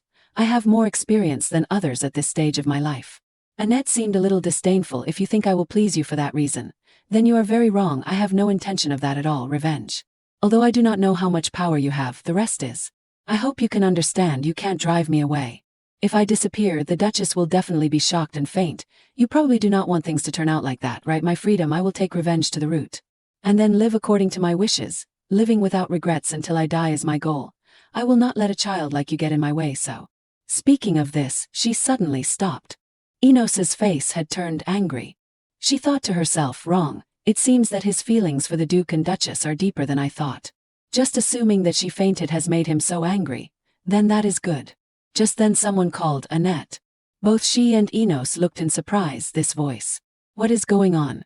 It is the Duchess. Enos choked out, mother. He glanced at Annette, startled. She had a bright smile, saved. She almost thought she was going to get hit. She hugged Rosanna tightly and called her mom. Enos frowned seriously, showing off. She gently called him, Enos, you come here too. Annette thought to herself, will he come? He must be pettier than I thought. Unexpectedly, a second later he hugged her too. Good girl. Annette gaped. Where did that arrogant look go? He leaned his head on Rosanna, slightly embarrassed. Suddenly she asked, but why did Enos grab Annette's neck? Were you two having a heart-to-heart? Annette guessed from his expression, this kid is begging me for forgiveness. Should I forgive him? She smiled thoughtfully. Then she decided to lie. Yes, my brother and I were greeting each other. He said there was dust in my hair. He probably wanted to help me remove it, so he touched me. Even Enos did not expect it. Rosanna was very happy. Really, you have become a caring brother. Annette reminded him in her heart, be smart and listen to me, watch my eyes and act. She said, yes, I am also very happy to have a kind brother like that. Enos tried to echo her. That is right, I saw dust in my sister's hair, so I. Speaking of which, he immediately changed the subject. Right, why did mom come out here today? Are you okay, mom? Rosanna smiled. Yes, I am in a good mood today. Looking at her, Annette thought, it seems drinking peony tea really works, but do not force yourself too much, mom. It was time for Rosanna to leave. Well, I am going to take care of your father. Enos, remember to take good care of your sister. Okay, he happily obeyed, yes. Annette also waved goodbye to her and said. He said he wanted to take me on a tour of the mansion. Rosanna gently waved goodbye to them. Both of them kept their smiles. As soon as she left, their faces changed instantly. Seeing her turn to leave, Enos quickly asked, where are you going? Annette replied, back to my room. Didn't I say already, I have a lot of work to do. Do not bother taking me on a tour of the mansion for real. Enos suddenly did not know what to say. A moment later he spoke, you think doing that means we have really become family? Hearing this, Annette looked up at him. Enos said, you think mom sees you as her daughter, so you really are her daughter. She looked at him coldly. What is he saying? The person who knows best that things won't turn out that way is. So he is afraid I will steal his position. In order to keep his position. Annette curled her lips, silly but cute. She said, no, I can say with certainty I have never dreamed like that. Family love. She gave up this dream the day she was betrayed by the crazy scientist. She bluntly told him, I won't be family with you people. Enos was momentarily stunned. What did you say? Annette emphasized, even if you beg me. I will never be your family, so you do not have to worry about that. Then she gave a smile that made him feel awkward. She thought, originally, her life only had 7 years left. Family. How ridiculous, she just wanted to completely use this family as a means to avenge herself. Just act in front of mom and be silly like just now is fine. She said to him, just act in front of mom and be silly like just now is fine. Brother, hearing this call, Enos really had nothing to say. Annette walked back to her room with a heavy heart. Family, if I really had this thought, I would not sit idly by when I knew someone in the mansion would die. The so-called family is all just fantasy. No matter how hard you try, how much you desire love, if the blood flowing is not the same, in the end it is all just emptiness. Even if there is blood relation, you are still abandoned. This shows that family is not trustworthy from the beginning. Just thinking of every longing for love, she felt nauseous to the point of vomiting. The food was already set on the table. Just as she was about to eat, Shakur called Enos. Aubrey. You still do not know how to use the silverware after your sister has only been back for a short time. I may have said before, when using a fork, do not make noise. Enos blushed and said, I am sorry. Annette thought to herself, that is for sure, I have learned the etiquette in the nobility very well. I have suffered a lot of misfortune when I was in the orphanage and with a crazy scientist. But this is too inconvenient. Just then Shakur said again, and I heard that you still let your mother carry you, knowing that your mother's health is not good. How can you be so clueless? He repeated his apology. Annette secretly thought, how troublesome, a family with a crazy person in the house is like this. The Duke revolves around the Duchess. Enos should be loved at his age. But he grew up in loneliness, so is not he innocent? Why is he so sensitive? It seems that he is not confident in himself. He has never been cared for or loved. Maybe it is not that they do not love him. Yes, it is love. Even if they lose control, they won't hit their son. They would rather suffer themselves. It is just arrogance. That is right. At that time it was clear. She widened her eyes. Sure enough, there is something strange. In my memory there seems to be something mixed up. 1 kilogram of vivid raw meat suddenly appeared. This phenomenon has happened more than once or twice. It is clearly a memory other than the life I lived as Anissa. Suddenly Shakur called her Annette. She turned around. Yes, father. He asked, what were you thinking about just now? She immediately smiled. Nothing, I am just a little full. He looked at her with a surprised look. Enos also looked at her with the same expression. Shakur asked again, you said you were full, so little, a little mixed vegetables and 2 or 3 pieces of meat. She laughed it off. What is this reaction? She replied, yes, if I can't eat much, should I eat a little more? Shakur sighed. Okay, so they only ate this much at the orphanage. What if your body becomes sluggish? She replied, because I have to go to class, and I have to do the work assigned for the day. If my body is sluggish, I can't do it because there is no free meal in this world. This sentence made the two of them freeze. Shangri Orphanage is a place with clear rewards and punishments. What happens is if you do well, you will be rewarded. And if you do not do well, you will starve. So Annette had long forgotten what it felt like to be full. She said, I am done eating, can I go? She wondered if this family still had such a naive side. Shakur said, okay, a tutor will come here in a week, and you will go to school then. She smiled and replied, yes, father. Suddenly he said, do not you ask anything. Annette was stunned. What is he saying? He asked, are not you curious at all about what subjects you will study, who recommended you? Or when you will go, why can't you even show the most basic way of asking questions and doubting? She said, if I am curious, will anything change? He was stunned. What? Of course not. Hearing this, she smiled. Then why should I be curious about those things? It won't change anything anyway. Shakur was very surprised by this little girl. He had to wave his hand. I know, you can go out. Before leaving, Annette asked, can I visit the capital a little? He repeated the question, visit the capital. She confirmed, yes, this is actually my first time going out. It was the same in her previous life, and it is the same in this life. She rarely gets to go out. It is a bit embarrassing, she said. If it is too difficult, then never mind. Suddenly Shakur said loudly, who said you can't? She thought he would not agree. She said, thank you. He said he had something to do today. Annette had to laugh it off. Oh, I see. Shakur added, tomorrow should be fine. I mean, tomorrow I can take you out to play. The atmosphere between the two suddenly became slightly awkward. Shakur mustered up the courage to say it again. Father said he can take you to play tomorrow. She looked at him with a question mark. Is this old man crazy? Annette started to think, could it be that he is expecting me to say that thing or something? He kept repeating that sentence. Until she called, Father. She forced herself to say, I know you are very busy, but can you go to the capital with me? Shakur silently smiled with satisfaction, then pretended to say, although it is a bit troublesome, there is no other way, I have to go on a trip. Annette was culturally shocked.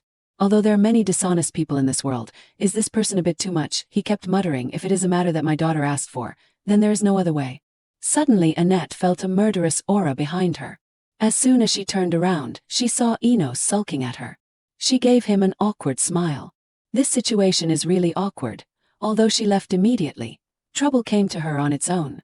Enos angrily blamed her, you are clearly just a fake, but you are getting so much attention from father. Are you really trying to become family with us? Father has never taken me to the capital before. Didn't she say from the beginning that she wanted to go together? It was Duke Aubrey who misunderstood on his own. On the contrary, she just wanted to flatter the Duke a little. Although she can clarify her position a little, but what other excuse is there to do that? If that is the case, it is better to solve it now. Then she said, I do not want to argue about these trivial things with you, brother.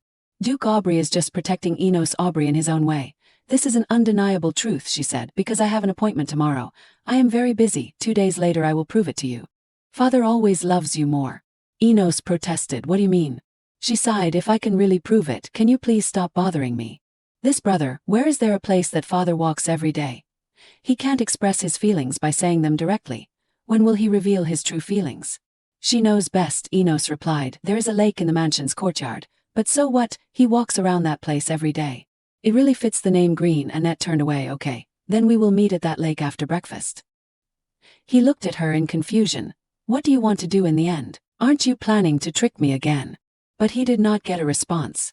A moment later she turned back to tease him. This is, so that brother does not have to be jealous of me anymore. Although it is a bit troublesome, but for a peaceful future, this is something that must be experienced. Then I will see you then, brother, she said and left. Okay, I will think about the troublesome things tomorrow. First I have to sort out the memories that suddenly appeared in my head. Novels, male lead, female lead. Annette knows both the past and future of Duke Aubrey. It must be because she had read the newspapers that crazy scientist left before she was reborn, but could it be that even the past of Duke Aubrey was written on it? However, the future after his death was blatantly distorted. But there are facts that he is the third son, he had to endure a lot of hardship since he was young, or that he could not trust others too much because of that. Even the fact that he loved Enos Aubrey very much, how can she be so sure? Even if she read the newspapers very carefully, she could not know the things that were never written in the newspaper. How did she know that he would be injured himself to prevent Enos Aubrey from being injured? Where did she get that information in the end? She could not think of any clues. It is as if someone explained the things in the past that she knew. Suddenly she looked up. Before her eyes was a strange light. What is this light? She looked at it in panic. Falling through the pattern, what kind of thing is this in the end? No matter what, I must but... Suddenly Annette shouted. She looked around blankly. Where is this? She gasped for breath. Clearly just now she felt her soul being sucked away. The space here is so white that it is creepy. What is it in the end? Suddenly she was startled and turned her head. She looked at it dubiously. In front of her was a black shadow. It spoke. Hello. The voice made her uncomfortable. What is it? Like a microphone buzzing. The person asked, microphone, what is that again? How careless. Is it because I'm talking too loud? Annette was stunned. What are you saying? An ant talking is louder than him. He said again, it is hard to adjust. How about now? She replied, it is okay. What is going on? He said, okay, we finally met. She was still wondering who he was. He laughed. Do not be so vigilant. I am the manager here. This is that place. But where is that place? Putting it that way, the black shadow replied, storage room. Even the mouth is pitch black. I do not know if that name is really talking. The black shadow explained. Is the room that only she can enter in the world, Annette said. Okay, although I do not understand what you are saying, storage room, but you have been talking all day. Is not there nothing? He replied, why is there nothing? Look carefully, it is all there. At this time, in front of Annette was a bookshelf. The person said, is the bookshelf that contains the truth of the world. Want to try reading it? She was shocked. What is that? How can you read it if every book is the same? In the end, she picked up a book. These books are not the same as other books. The front cover and back cover are not the same. The black shadow urged her, try reading it. It is very interesting. Annette hesitated slightly. There are too many things that surprised me, so I am not surprised anymore. She started reading. August 8, 2019. After being swindled out of all her assets, she was hit by a bus while crossing the road. XX, that is terrible. She frowned as she read. What is this? Day X month X year XXX royal calendar. Annette did not know what to say. Suddenly the black shadow laughed loudly. Behind is ancient writing. Can't read it. Probably because you have not been granted authority yet. The interesting thing I am talking about starts from now. She looked at him blankly. Are you hanging upside down? He said, look ahead over there. She looked at him. Her eyes widened. The book is turning pages automatically. The book is full of words. Annette was speechless. This is February 17, 2016. Today's chapter is the best. Duke Shakur Aubrey is so handsome. He stabbed his own foot to save his son. Is this the kind of parents that only exists in novels? Will Duke Aubrey not appear anymore? So sad. My family is like an enemy. All they know is how to calculate how to grab all my money every day. She read this and her hand started to shake. Annette opened the book. What I have read so far is that the owner of this book wrote a postscript after reading the novel Blue Snow. If it is a general evaluation, there is no problem. But the name Duke Aubrey appeared in this review. Annette swallowed, feeling that something was wrong. What is called the lost adopted daughter? This article is too unreasonable. Who is the female lead and who is the key? What is going on in the end? Just then a current suddenly passed through her body, causing her to drop the book in shock. The black shadow said that she read too much. She still can't read so much content now. Annette looked at him and asked, what is this? The black shadow explained simply, this is her life. More precisely, it is a record of some of the most intense moments in her life. Annette became even more confused and asked, but I do not remember these things. The black shadow completely agreed and replied, of course, because this is the past life. Originally it was forbidden to see her past life. But she is the first special case to have lived many lives. The black shadow pointed to the book in front of Annette. In short, the number of her past lives is recorded here. Even if she does not remember it anymore, her soul still remembers. Annette blinked and muttered, so it is like a memory. The The Black Shadow said again. In fact, the existence of each person is in the storage room, but there are limits to those who can enter, like people who have experienced death with a key. Annette asked in surprise, what key? The Black Shadow replied in Annette's surprise, that is the forbidden curse on her wrist. He pointed this out, making her more vigilant. The Black Shadow tapped her nose lightly and said, don't make that scary face, I am on her side. Just then the space started to become distorted. The Black Shadow said quickly, oh my, it seems that the time has come, the rest will have to be told to her next time. We will be together for a long time, so let us get along well, partner.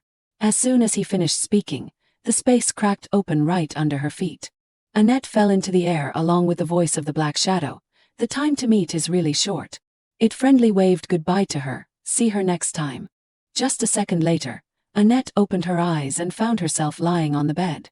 She quickly sat up. Annette turned around to check. In the end, she frowned and sighed, this is bad. The next morning, the servants gathered together to introduce Annette to the clothes. Miss, how about this one? Looking at the gaudy pink dress in front of her, Annette was silent and did not dare to comment. After taking a deep breath, she forced herself to smile and say, yeah, it is very beautiful. Mary and Cordial started arguing with each other. The blue one on this side is softer and looks okay. But miss, I feel that the one on this side is more beautiful. Annette awkwardly reconciled, yeah, they are all beautiful. But in her heart she secretly wondered, did not they say there were no clothes? Annette thought for a while and suggested, let us start wearing from this side first. The two maids immediately replied yes. Annette thought to herself, although Mary is like this. But I think Cordial is a very calm person, are they really twins? With the help of the maids, Annette put on a lovely green dress. Mary had to scream, oh my god, it really suits the miss, it really suits the miss's hair color, it is worth 100 points. Cordial also could not deny. Indeed, it has the same hair color as the owner, and can be combined very well with similar colors. Annette had told herself to be able to receive such praise is not useless. It is the Duke who has worked hard to find a substitute. On the surface she shyly asked, is that so? I look like father, Mary immediately affirmed, of course. The maids are very happy that such a lovely little miss can return safely. This word made Annette's conscience hurt a little. She smiled and said to the two twin sisters, in short, thank you, Mary and Cordial. She waved to them, I will go and come back soon. The two maids replied in unison, yes. So Annette slowly walked along the hallway of the mansion to go out.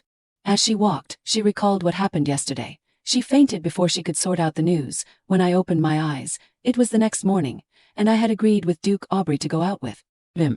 In Annette's head, she only kept thinking about the space yesterday. Who is the person called the key? Is this the place that the novel Blue Snow said? This world is a novel that I read in my previous life, if what that shadow said is true. Her figure quickly swept through the hallway. Annette always wondered, so is the person called the key the original daughter? Is the female lead? In this way, before I was reborn, I remember reading a newspaper saying that Duke Aubrey adopted a daughter. Annette shook her head in fear. I did not intentionally steal someone else's position. Just then someone complained from behind, so slow I have to wait again. Annette squinted and recognized, it is father. The Duke praised her without hesitation. She looks very beautiful today. Indeed, people depend on clothes. Horses depend on saddles, like a phoenix flying out of the nest on the mountain. Annette chuckled and said, I thank you. It is all thanks to father's blessing. But the Duke became short-spoken. Annette was stunned and wondered, why does not he say a word? She noticed that the Duke's mood was immediately declining. Annette paused. Don't tell me that he wants to hear that sentence to be like this. She sighed in her heart. Duke Aubrey is more childish than I thought. Then the probability of what I think is very high. But please do not be like that. Annette still has to call father. The Duke looked at his daughter with a stern face. Annette gave a smile full of admiration and said, you seem to be unusually handsome today. The Duke immediately became smug and replied, I am the same as usual. Annette was speechless and thought I guessed right. Their carriage started rolling. Annette curiously looked at the Duke, who was holding a pen and working opposite. If he is so busy that he has to work even in the carriage, then he does not need to reluctantly follow me. Looking at his appearance of requesting this and requesting that from me, Duke Aubrey probably remembers his own daughter. But no matter what, I am just a fake. If it is too troublesome, I might be kicked out. Suddenly the Duke spoke and asked her, where do you want to go? In Annette's heart she muttered, I just want to take a walk and enjoy freedom. But out loud she simply said, I want to go to a clothing or jewelry store or a snack store. The Duke frowned and looked at her, then asked again, is that the place you want to go? Annette replied, yes, father. In her heart she told herself, it does not matter where it is. Children generally like these places, but suddenly she realized, but it is not as peaceful as expected. I realize that this world is run on money and power. So Annette immediately panicked and exclaimed, "Father." She explained with a red face, "I just said that I like that pink dress, not that I want to go to a toy store. How many pink dresses do you want to buy in the end?" Duke Aubrey gently stroked Annette's green hair and said, "My only daughter is really timid." He smiled and said to her, "Money is meant to be spent like that." Seeing his smiling face, Annette was frightened. From the experience of serving the crazy scientist, this expression is clearly unhappy, extremely unhappy. What did she do to make him angry? She is just imitating the spoiled expression of a daughter wanting to eat snacks. In fact, the Duke is angry at this moment because he thinks his daughter is lacking cookies and clothes. That is too much. He decided to go to the jewelry store next. Annette called out in panic, "Father." In her heart she was embarrassed. No matter what, it should not be like this. She mustered up her courage and said, "That is not what I meant. I just want to walk and look at the scenery of the capital with Father, because this is my first time in the capital." As she spoke, she grabbed the Duke's hem. After a moment of silence, he finally agreed, "All right, if my daughter has asked, then there is nothing I can do." Annette was annoyed. "I did not beg you like that." But she could not interrupt him at this moment. She turned and ran off immediately. "Yes, let us get in the carriage quickly." She thought that before he changed his mind, they had to quickly move to a different location. And so, the two of them got back into the carriage to go somewhere else. While in the carriage, Annette hesitated and asked, "Father, can't we return the things we bought today?" The Duke's expression immediately became displeased. "You want me, the Duke, to return the things I just bought? How embarrassing," Annette quickly explained. "If not, we can give them to people around us or donate them." The more she spoke, the more displeased the Duke became. This time Annette had put herself in a difficult position. Well. She was restless and worried, unsure whether to tell the truth. After considering it, Annette spoke up, "It is because I feel it is a waste, Father. In 5 years I probably won't be here anymore, so I do not want to buy so many things I won't use." Earl Aubrey simply resolved her worries. "You can just take them all with you." His words stunned Annette. Then she chuckled and replied, "How can I take them all with me? By then, the clothes sizes will be different." The Earl replied domineeringly, "Then just throw them away." Annette sighed inwardly. "I can't negotiate at all." A moment later the Earl stood up, preparing to get out of the carriage. "We are here, get out." Annette obediently replied, "Yes, Father." Aubrey carefully got out first and then turned back to offer his hand. "Come, take my hand and get down." Annette gently took the Earl's hand and said, "Yes, Father." In her heart she thought, "It was the same when we got in the carriage just now.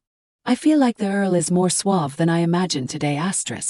Earl Aubrey silently looked at his daughter, who was always so polite with him like a stranger, and did not know what to say. While strolling, Annette noticed that the Earl's pace was slowing down. "With such long legs he always seems to be ahead of me, but it seems like we are becoming more in sync." Annette blinked and looked at the Earl. These small actions of his warmed her heart a little. Annette decided to be a bit more proactive, wanting to take the Earl's hand when suddenly a loud noise rang out nearby, attracting their attention. Someone's scolding could be heard. What trouble are they causing again? Earl Aubrey thought worriedly. This is a place with commoners around, so it is a bit chaotic. That is. Annette was suddenly stunned by what was in front of her. A commoner was carefully pushing an iron cage and scolding the transportation worker. This is a rare creature bought at a high price, but Annette knew very well that it was concrete proof that the mad scientist was still alive. Her silence confused the Earl, so he called out Annette. Annette immediately recognized the young creature in the iron cage. It was the experimental subject used for causing harm and fighting, a chimera. Even though he called out, the Earl received no response from his daughter. He realized that Annette was completely captivated by the animal on the other side of the road. The merchant's scolding still echoed. "I heard it was a rare creature, so I bought it." Annette knew at a glance, that is clearly a chimera. It was an experimental subject invented by the mad scientist, which could be used to cause harm and fight. It was a living object created to deceive the gods and disregard life. However, initially, many people only knew them as pitiful creatures. Later, because of their lack of intelligence and tendency to only follow their master, they gradually became more common. She clenched her fist, looking at the beast groaning in the iron cage. If it has not given up its reason and is still trying to resist, then it seems this is also a faulty product. Next to her, Earl Aubrey saw the entire change in Annette's expression. Then he silently glanced at the beast. The Earl spoke up, it seems. His voice startled Annette. "Oh my, am I crazy or something just staring like that?" Unexpectedly, the Earl suggested, "Don't you want something? If you like it, I can buy it for you." Annette was a little surprised and then muttered, asterisk by what else? He has already cleaned out the entire store asterisk. Annette gave a forced smile and replied, you have already bought me so much today, father. The Earl then said, but you seem. Annette immediately interrupted him and said, it is because it is my first time visiting the capital, and being able to freely walk on the streets is also the first time someone has held my hand. I am already very happy. The Earl was convinced by her words. In her heart she secretly said, as for shopping and commoners, there is no need to mention those words again. So Annette smiled, pretending to be happy, and said, this is all thanks to you, father. Let us go back now. Annette painfully thought, I just wanted to stroll around normally. The Earl was still hesitant. He took his daughter's hand and replied, then you are too easily pleased. If you like holding hands so much, then I can only hold your hand all the way back. Ironically, the one who suggested holding hands was Annette, but she kept muttering about how difficult it was. As they walked, the Earl said, you should also learn how to look more elegant. Even after leaving, Annette still thought about that beast. The chimera's pitiful expression appeared in her mind. Asterisk, would it be too much to say that I feel its abandoned appearance is very similar to how I used to be? Asterisk. A moment later, at the flower garden next to the lake of the Duke's mansion. The Duke's son had been waiting here for a while. Enos thought to himself, even though she told me to come and I actually came, the thing she said about being able to prove father loves me is just nonsense. Enos thought dejectedly. Asterisk, father always has a stern expression towards me. This time, he even took that fake daughter to stroll around the capital. What does that fake who is monopolizing father's affection understand? She dares to impersonate my younger sister, who Enos will never forget that child. The younger sister he once held in his arms when she was just born. Maybe she will come back. But for some reason this time, when thinking about his real sister coming back, Enos felt a bit uncomfortable. Just then, Enos heard someone calling him. You are here. Annette appeared from behind a large bush. Enos crossed his arms and angrily said, I thought you were doing unnecessary things, so I was about to go back. Annette asked directly, don't you want to know if father loves you? He immediately affirmed, father does not love me. His words made Annette feel uncomfortable. So it seems the time is almost here. She slowly approached him and said, brother, do you know the easiest way to see someone's feelings? Enos asked curiously, what is it? Annette sighed and replied, only in a dangerous situation will a person be unable to restrain their emotions. Then she smiled at him. While Enos still had a confused expression, Annette grabbed his collar and pulled him hard so. She coldly said, go die. Annette explained the script to him. What will happen next is an accident when I force you to play together. Enos panicked and shouted, hey, what are you doing? Annette did not care and emphasized, this is definitely not your fault. Enos started struggling, don't joke around. Annette simply smiled and explained, I will bet my position. Father will call your name first and then save you. After finishing her words, Annette decisively pulled Enos into the lake. Before falling into the water, her voice rang out, if I win. Her expression was extremely smug as she said, then do not bother me anymore, okay? A loud scream rang out. After sinking into the lake, she thought to herself, asterisk, it is so dark here. It is deeper and wider than I imagined, and also very cold. What is so embarrassing about Enos not knowing how to swim? Asterisk.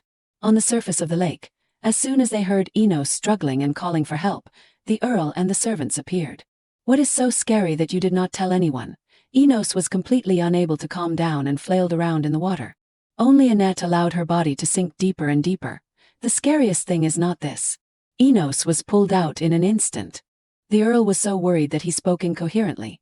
Are you all right? Are you hurt? No, we need a doctor. Immediately call a doctor. Enos was drenched, but he realized one thing, so father does care about me. Earl Aubrey's expression was more worried than ever before. Enos tremblingly called out, father. The Earl angrily questioned, Enos, why, what are you doing? A kid who is afraid of water like you jumps into the lake wanting to die, what is going on? Enos stammered, you know already. The Earl approached and worriedly stroked his son's head. You thought I would not know about that. The doctor will be here soon. You lie here first. Enos thought to himself, asterisk, I lost. I have never seen father's expression like this before, asterisk. Just then, the Earl asked again, back to what happened just now. Why did you fall into the water? Thanks to his words, Enos remembered that Annette and he were playing together and then accidentally fell into the water. When the two of them looked back, there was no sign of her on the surface of the lake at all. Everything fell into silence. The Earl's expression could not be darker. He cursed loudly, damn it, and jumped into the water. Underneath the lake, Annette still could not move and was sinking. It is so cold. If Shakur Aubrey has come, then Enos must have been saved. But they seem to have run past me without seeing me. They clearly just want to quickly get rid of the trouble. What is wrong with me? I did not expect I would be so bad at swimming. Annette thought haphazardly in her head. I won the bet. But how did I know Enos could not swim? There was not any information about Enos not knowing how to swim in the news. Although this is not my memory, the amount of information stored is surprisingly large. I am almost getting used to it. But if I just die like this, there won't be any tragedy or revenge. Maybe it will be more peaceful, right? Just as she wanted to close her eyes and give up, Earl Aubrey grabbed Annette. When she reached the shore, Annette could not help but be shocked. I am saved. But the expressions of the Earl and Enos were even worse than hers. Annette had no choice but to pretend to be pitiful and apologize. Sorry, father. I was not careful when I was playing with brother. She thought to herself, asterisk, was I too much for someone who can't swim? What is with Enos's expression, asterisk? Looking at Enos's distraught face, Annette wanted to tell him. This decision was made after carefully calculating the safe distance. Looking at the two wet and dejected children, the Earl could not bear to scold them further. Let us talk about you two later. Let the doctor examine you and then go back to your rooms to take a hot bath first. Annette and Enos obediently replied, yes, father. Things continued like this. Even when Annette changed her clothes and sat on the bed, she was still resentful and asked for 5 days. Annette tried to object. I am not hurt, so why do I have to stay in my room for 5 days? All the servants unanimously said, of course you have to stay. You almost had a big accident, miss. Annette sighed. All right, it seems I underestimated the position of the sole princess of the empire. She could only agree with them. Okay, I will listen to everyone. Other things could be accepted, but why did she have to share a room with this kid? Annette looked at Enos with a strange expression. Asterisk, how did his mentality change to reveal that expression? Asterisk, but no matter what, she could not change this decision. Asterisk, whatever, I will probably get used to it soon. I will just treat it like I am resting. Asterisk. That is what she thought, but she miscalculated. 4 days later, Annette still could not get used to it. They have not let me out for 3 days. I am even being confined under the supervision of Duke Aubrey. Of course, the treatment looks like confining an emperor. Food, clothes, and even toys and exercises are all provided. I am just being made to stay in my room in the name of recovering my health. Annette thought with a headache. I did not expect things to turn out like this. Why do I feel like it is more troublesome than before?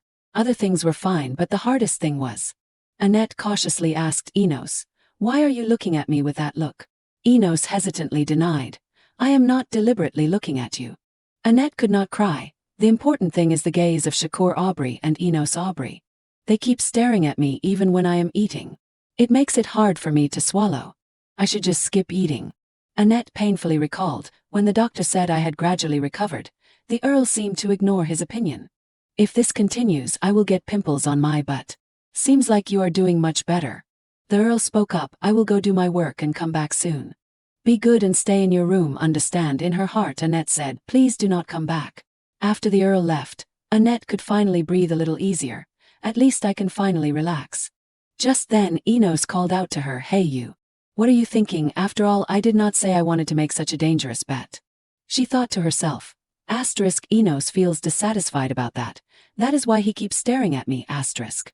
Annette tried to explain, I am sorry. However, I calculated beforehand that you would not lose your life. Unexpectedly, Enos angrily shouted, but you almost drowned. This reaction was beyond her expectations. Annette honestly admitted her mistake. That was indeed my mistake. Enos continued to scold. You clearly do not even know how to swim. What were you thinking after all? She muttered. What else could I be thinking? Of course I wanted to get away from you. Enos sniffled and asked, is it because of that? Enos's expression was both self-reproachful and worried as he asked, because of that, you almost lost your life, you know. Annette was stunned to see Enos crying. She seemed to sink into the universe, wondering what was going on. His tears fell continuously. Annette quickly called out, hey, are you crying? He wiped his tears and angrily shouted, who is crying? Annette thought, who else could it be? It is you, Enos Aubrey. Then she reiterated the bet, of course. I had already confirmed that father loves you. Enos nodded in agreement. Yes, that is true. She then asked further, "Isn't that enough?" Enos then replied, "But you also know, father also jumped into the water to save you." Annette scratched her face and simply said, "That is the truth. After all, people can't just suddenly die in the backyard of the Duke's house."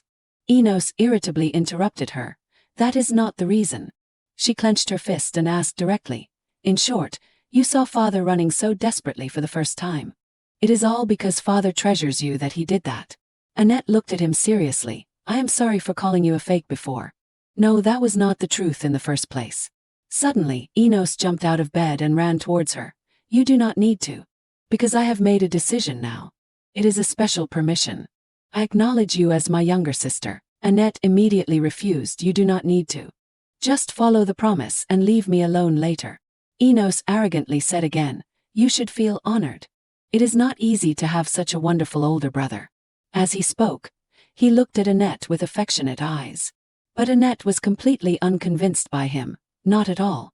That is not necessary. What older brother? It feels so weird, just like when the Earl said I was a great and talented father." She had no choice but to comply with Enos's wishes and replied, "Whatever you say." A few days later, the Earl's family held a grand party. Lady Rosanna kept asking after the two of them, Annette and Enos. "I heard you two fell into the water while playing and caught a cold. Are you feeling better now?" Annette smiled and replied, "I am, mother." Enos also obediently replied, "I am feeling better, mother." The lady breathed a sigh of relief. "That is good. Finally the whole family can eat together." In her heart, Annette happily thought, "That is right. It has been a long time since we ate together. The salad and stew are exceptionally delicious." She ate deliciously while thinking to herself, "But I am full.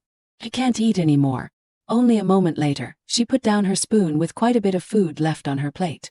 The lady immediately noticed and asked Annette, "Oh my, you finished eating so quickly.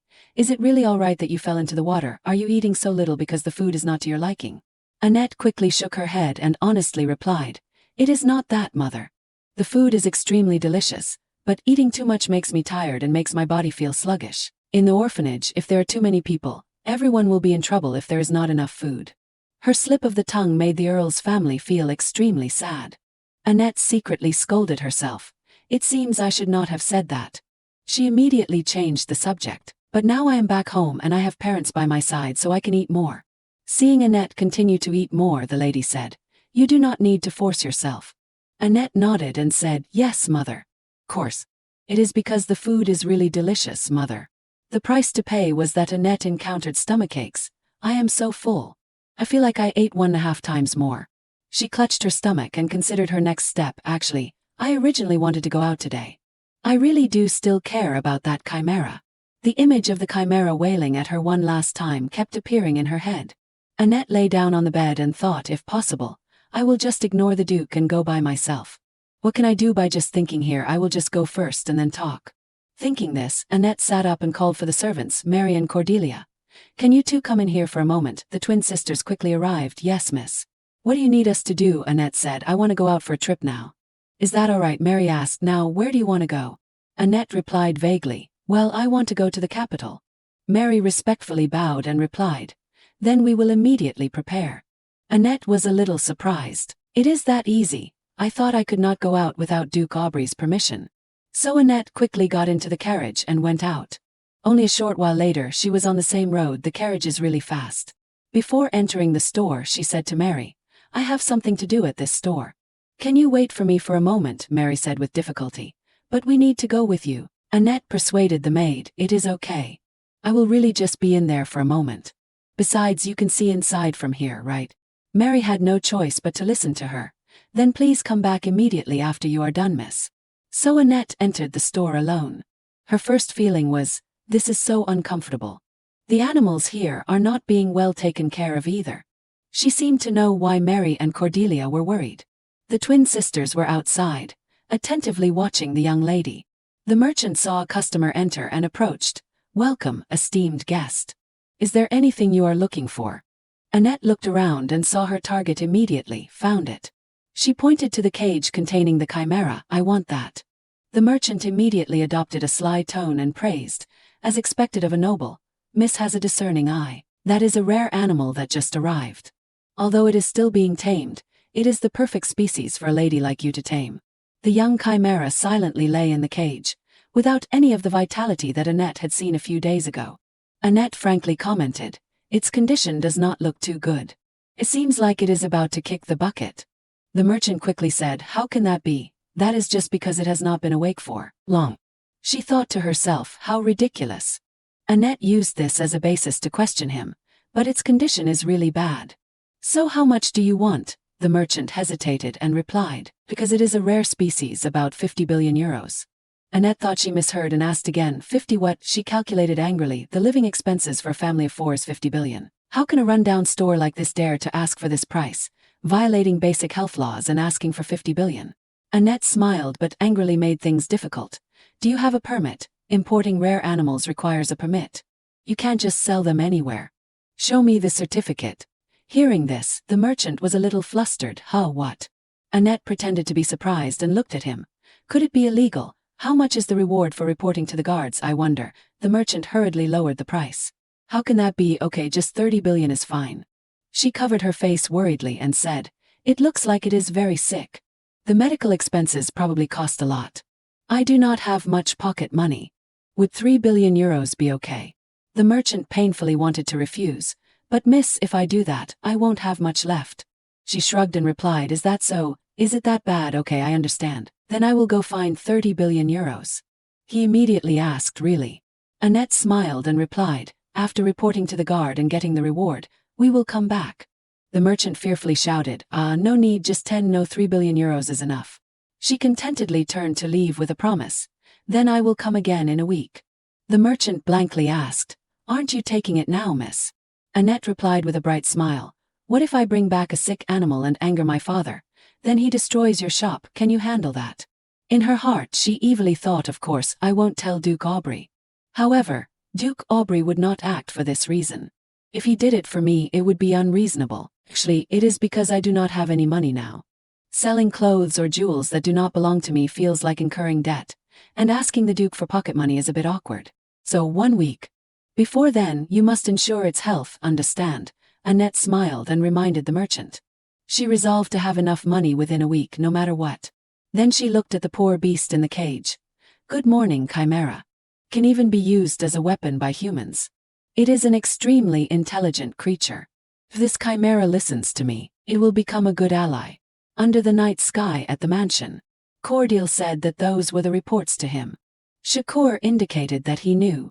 He was a little surprised. Annette went out right after finishing dinner. It turned out she went to see animals. "If she wants one, she can tell me," Shakur said.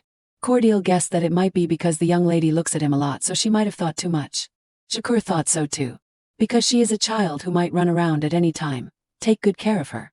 "This is also why I entrusted the child to you as Green Wind," Shakur instructed Cordial.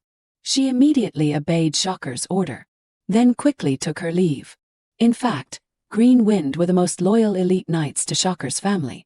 They could immediately overwhelm about 20 ordinary knights. Although sending Mary and Cordell, who were more elite among them, seemed like an impulsive move. But Shakur did not expect that there would be a child who did not even dare to easily say what she wanted. However, he was looking forward to the child bringing the food made by the head chef over here as a bribe. Just then there was a voice from outside, "Sir, may I come in?" As soon as the door was opened, Shakur's hair was all messed up. Shakur reminded Chatelaine, "I seem to have told you that you should pay attention to your manners in the manor." She wondered why he had called her in. Shakur surprisingly praised that the food had been getting tastier lately, especially the meat. Chatelaine shyly replied, "It is thanks to your blessing, sir.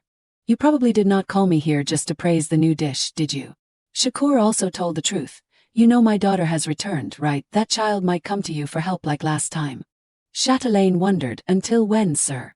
Shakur now really wanted to ask if his daughter was lovely, but he replied, "I do not know, but she will come sooner or later. Until then, do not let her make too much food."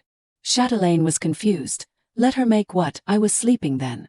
Shakur was also very surprised. Wasn't it the deputy head chef who did it, with that skill? Chatelaine immediately denied. "No, what are you saying? Didn't the young lady make it herself?" These words were truly like a bolt from the blue to Shakur. Chatelaine explained, "The meat becomes softer and the flavor becomes richer. Isn't it all because of the recipe that the young lady told me?" "Did you think I made it?" Chatelaine sarcastically asked. You did not say these things in front of the young lady, did you? Shakur immediately lost face and shouted. I told you to get out. Do you want to be fired? Chatelaine did not even care and said, if you fire me, see how many chefs can satisfy your picky palate. But Shakur was in shock. It turned out Annette brought the strange food. Shakur thought back to what he had said. Although I do not like it much because it was made for me, I can't do anything about it. It is just average.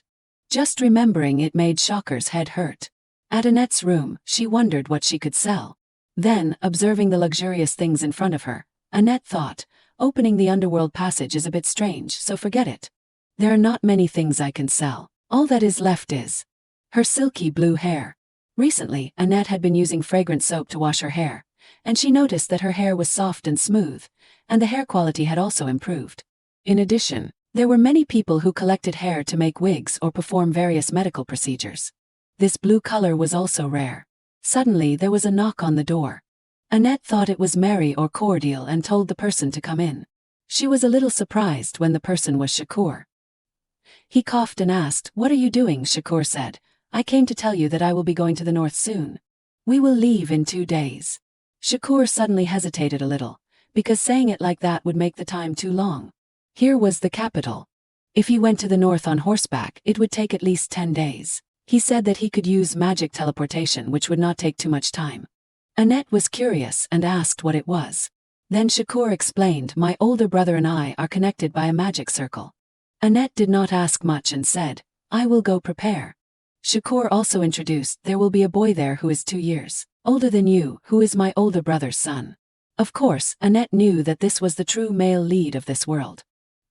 He was the only son of the Oligo family. When he was young, he was kidnapped, abandoned in the monster forest, and raised like a monster by those monsters, becoming more like them than them.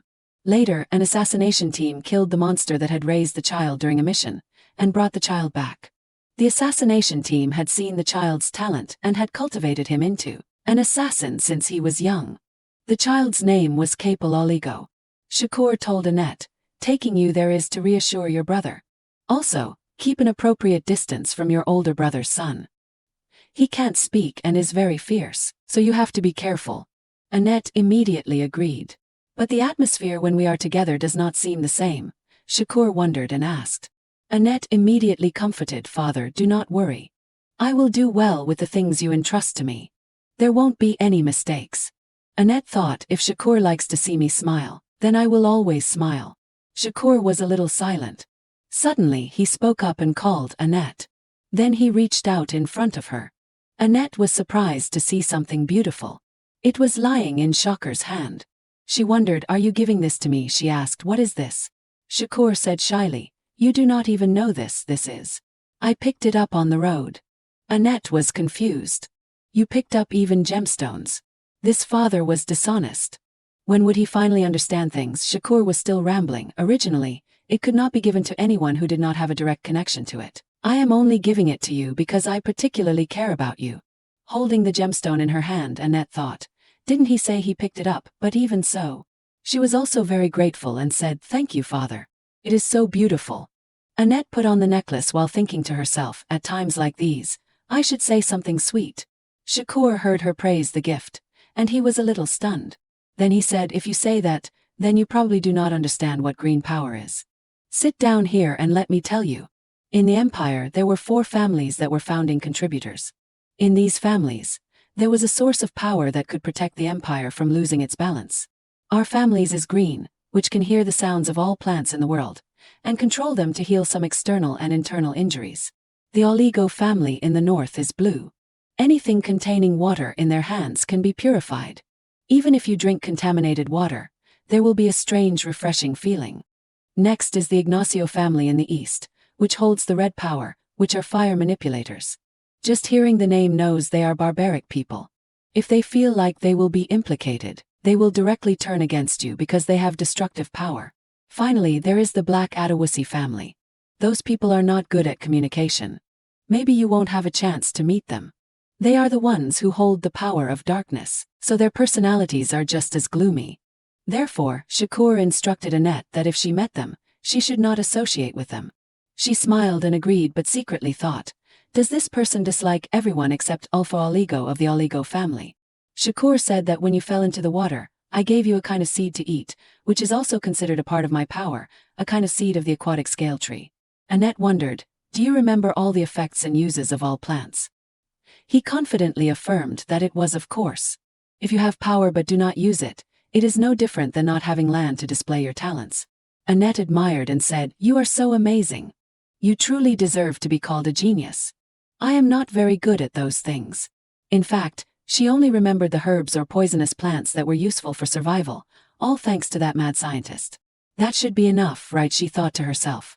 Actually, she should thank him. If it were not for Duke Aubrey, she would definitely be sold to that mad scientist again.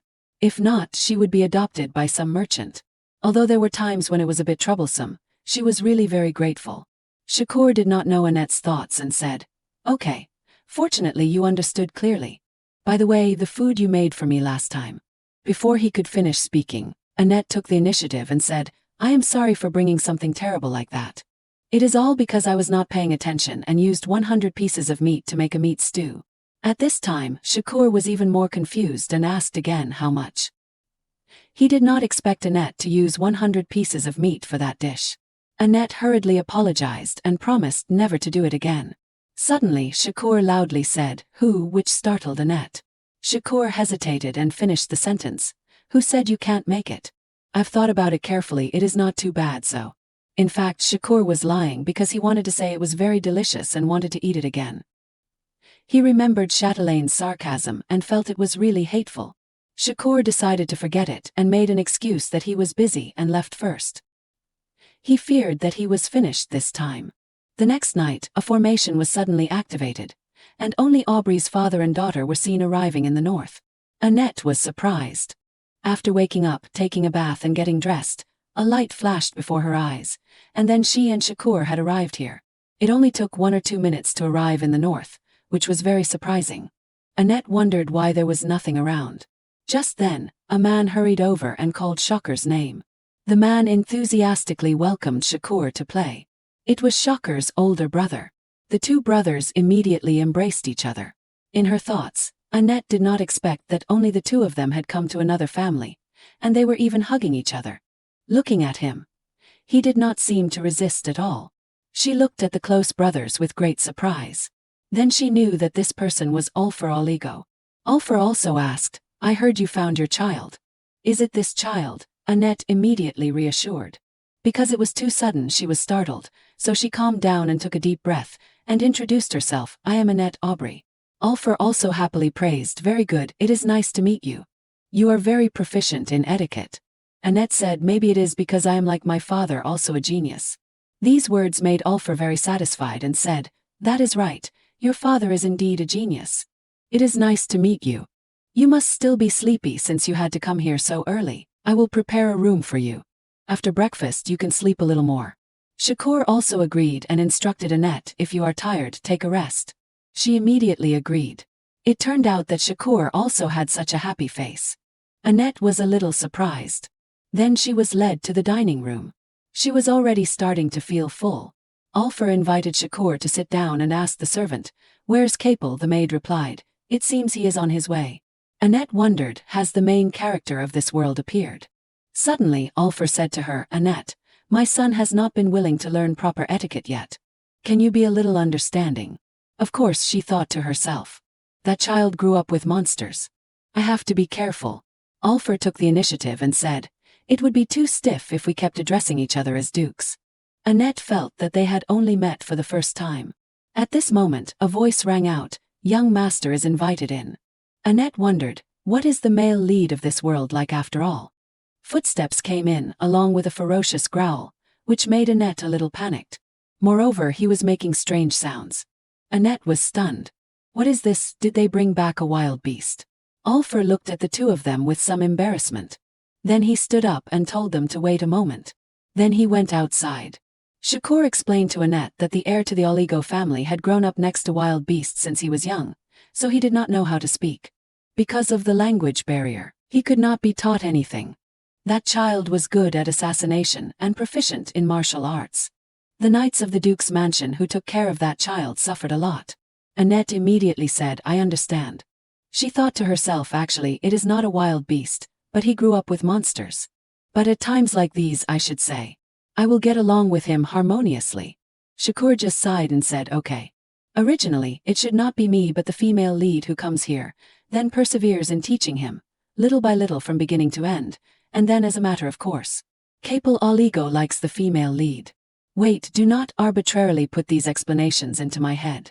Annette did not understand where it came from, but from the beginning, there was something that was always very natural, like her own thoughts. She did not know why, but she felt a little strange this time.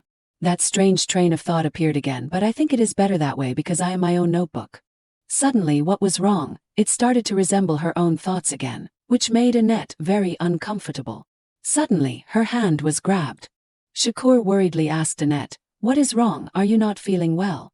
She quickly reassured, no, I am just a little dizzy.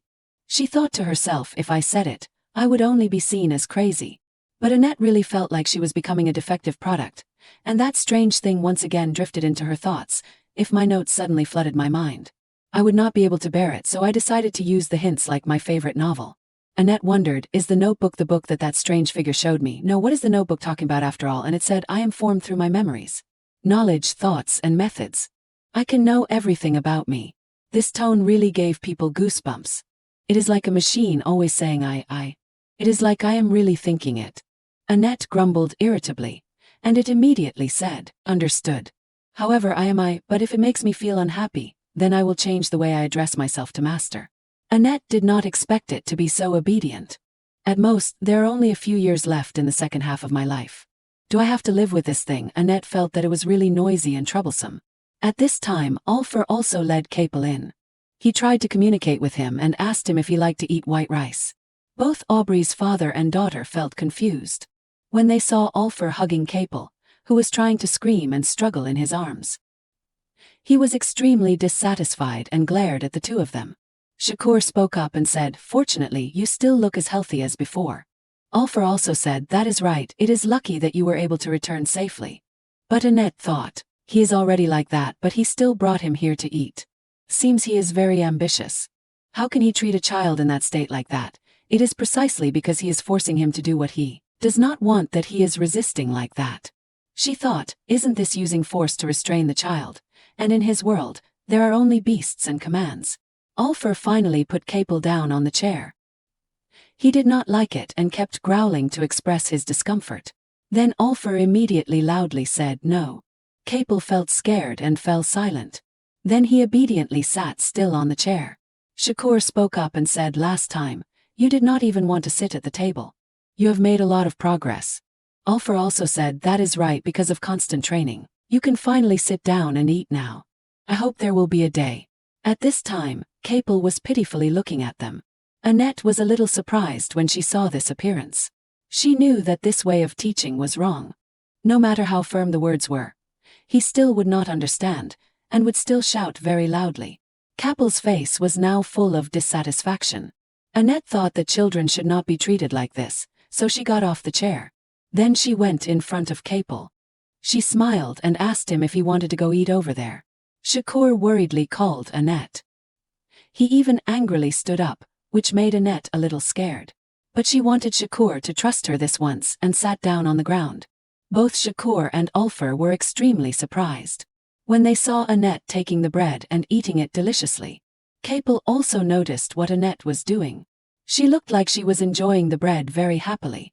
He quickly jumped down. He excitedly walked towards Annette, who was sitting. In Shakur's voice of stopping him, Alfred suddenly said, wait. Shakur did not understand what his older brother meant, so Alfred said, I have never seen Capel sitting with Annette. Seeing him smiling so happily made Alfred tear up. But Capel's mood gradually calmed down. Annette was surprised when Capel directly grabbed a whole chicken and ate it deliciously. Suddenly she panicked because he had just bitten into a freshly baked chicken. Capel immediately dropped the chicken in pain because of the heat. Annette was sure his upper gums must have been burned, and Capel seemed very angry, growling at the chicken. Seeing this, Alfred wanted to stop Capel, but Annette spoke up. She seriously shook her head, meaning no. Alfred paused because of that. And Annette decided to comfort Capel. She suddenly hugged him. At first, Capel growled uncomfortably because he found it strange, but a moment later he was silent. When Annette's hand patted him gently, he was a little surprised. And Annette praised him for doing a good job. Capel was confused and did not understand anything. Then Annette stuffed a whole loaf of bread into Capel's mouth, saying this was a reward. Capel took a bite and chewed. Unexpectedly, he found it very delicious. And then he enjoyed it with pleasure. The bread that Capel Oligo had eaten was always the hard and unpalatable type provided by the Assassination Guild. So Capel hated bread. That voice rang out again, startling Annette. She wondered, was not the so-called notebook used to explain the information obtained in the memories of the previous life very well, but I hope you can give me a signal next time. It coldly replied him.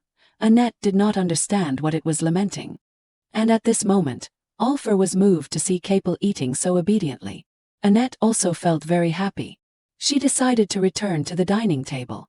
Then, as expected, Capel followed and took the initiative to sit down. Annette spoke up, "All right, let us start eating." Alfred immediately agreed, not forgetting to thank Annette. However, that day Annette had to cut steak all day long, because Capel would not eat steak from anyone else but her. She sighed, not knowing how many steaks she had cut. Annette thought she would have free time after eating. But Capel was tailing her. Who knew there would be another burden?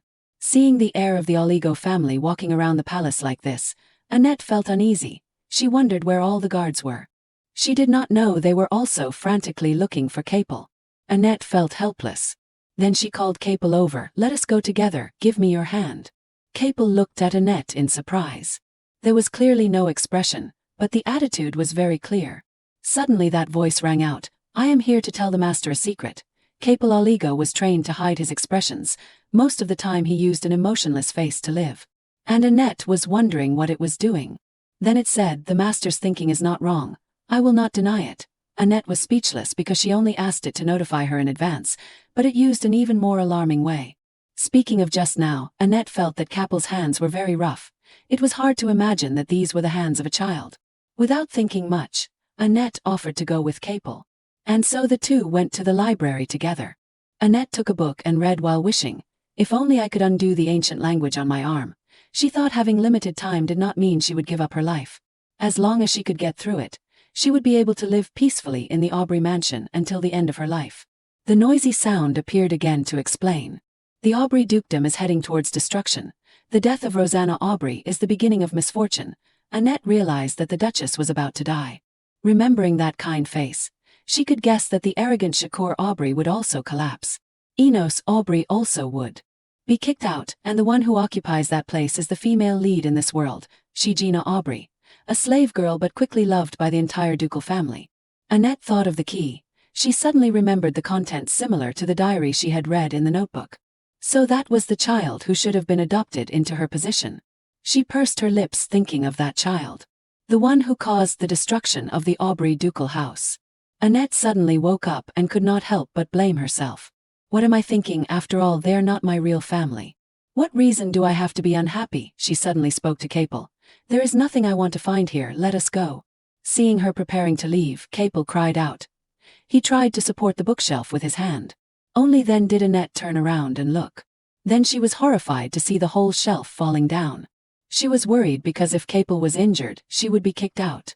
Annette hurriedly told Capel to come to her side. Just as the bookshelf completely fell, the two of them luckily avoided it. She secretly sighed in relief because Capel was not injured. On the contrary, Annette's ankle was bruised. "I think I sprained my ankle," she said with a forced smile. Right after that, Alfred also ran over when he heard a loud noise.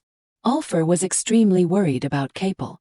Then quickly ran towards his son to assess the situation. Annette was finally relieved. It seemed Capel was really not injured. Shakur also hurried to Annette. He hesitated to call her name. Then Annette spoke first. "Capel is safe and sound. He probably was not injured. I am sorry I took Capel to the library without permission. Because I could not take good care of him. I am sorry if I had paid more attention to him then." Enough, Shakur immediately interrupted Annette. She began to panic. Is he really angry? What did I do wrong again? But Shakur was only worried about Annette's injury. He was using magic to heal her. Annette reassured him that she was fine. Shakur immediately said dissatisfiedly, "You are already like this and you still say you are fine." She gave a forced smile and said, "But I will be fine with just a day's rest, I am sorry." Suddenly she noticed Ulfar hugging Capel sadly. Shakur suddenly said at this moment, "Do you think I want to hear your apology, so you are like this," with a sad expression? Annette was a little surprised. Then Shakur picked her up to return to the room.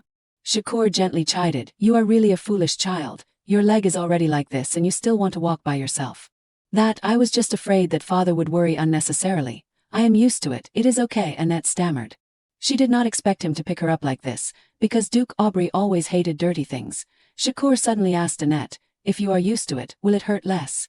Annette replied sadly, "Yes, when I am used to it, it won't hurt anymore." "That is not right," Shakur quickly retorted, "that is not going to hurt less, it is just that you want to perceive it that way, that familiarity is not a process of reducing pain. But the moment you fall into despair." These words warmed Annette's heart. Shakur also said, "It is just the patience to endure the increasing pain." Annette did not understand why he understood so well. Shakur said with a headache, "So your problem is not noble etiquette. If it hurts, just say it hurts. When you need help, ask for help. These are all things you have to learn. As the only princess of the Aubrey family, how can you not even know this small request?" "If father wants me to do that, I can do it," Annette said, "as long as father likes it. Whether it is a noble princess or an arrogant lady, I can do it." "Then do that. Choose the one who is spoiled and mischievous," Shakur said bluntly. Annette was confused. "Didn't father say you liked bright, lovely geniuses?"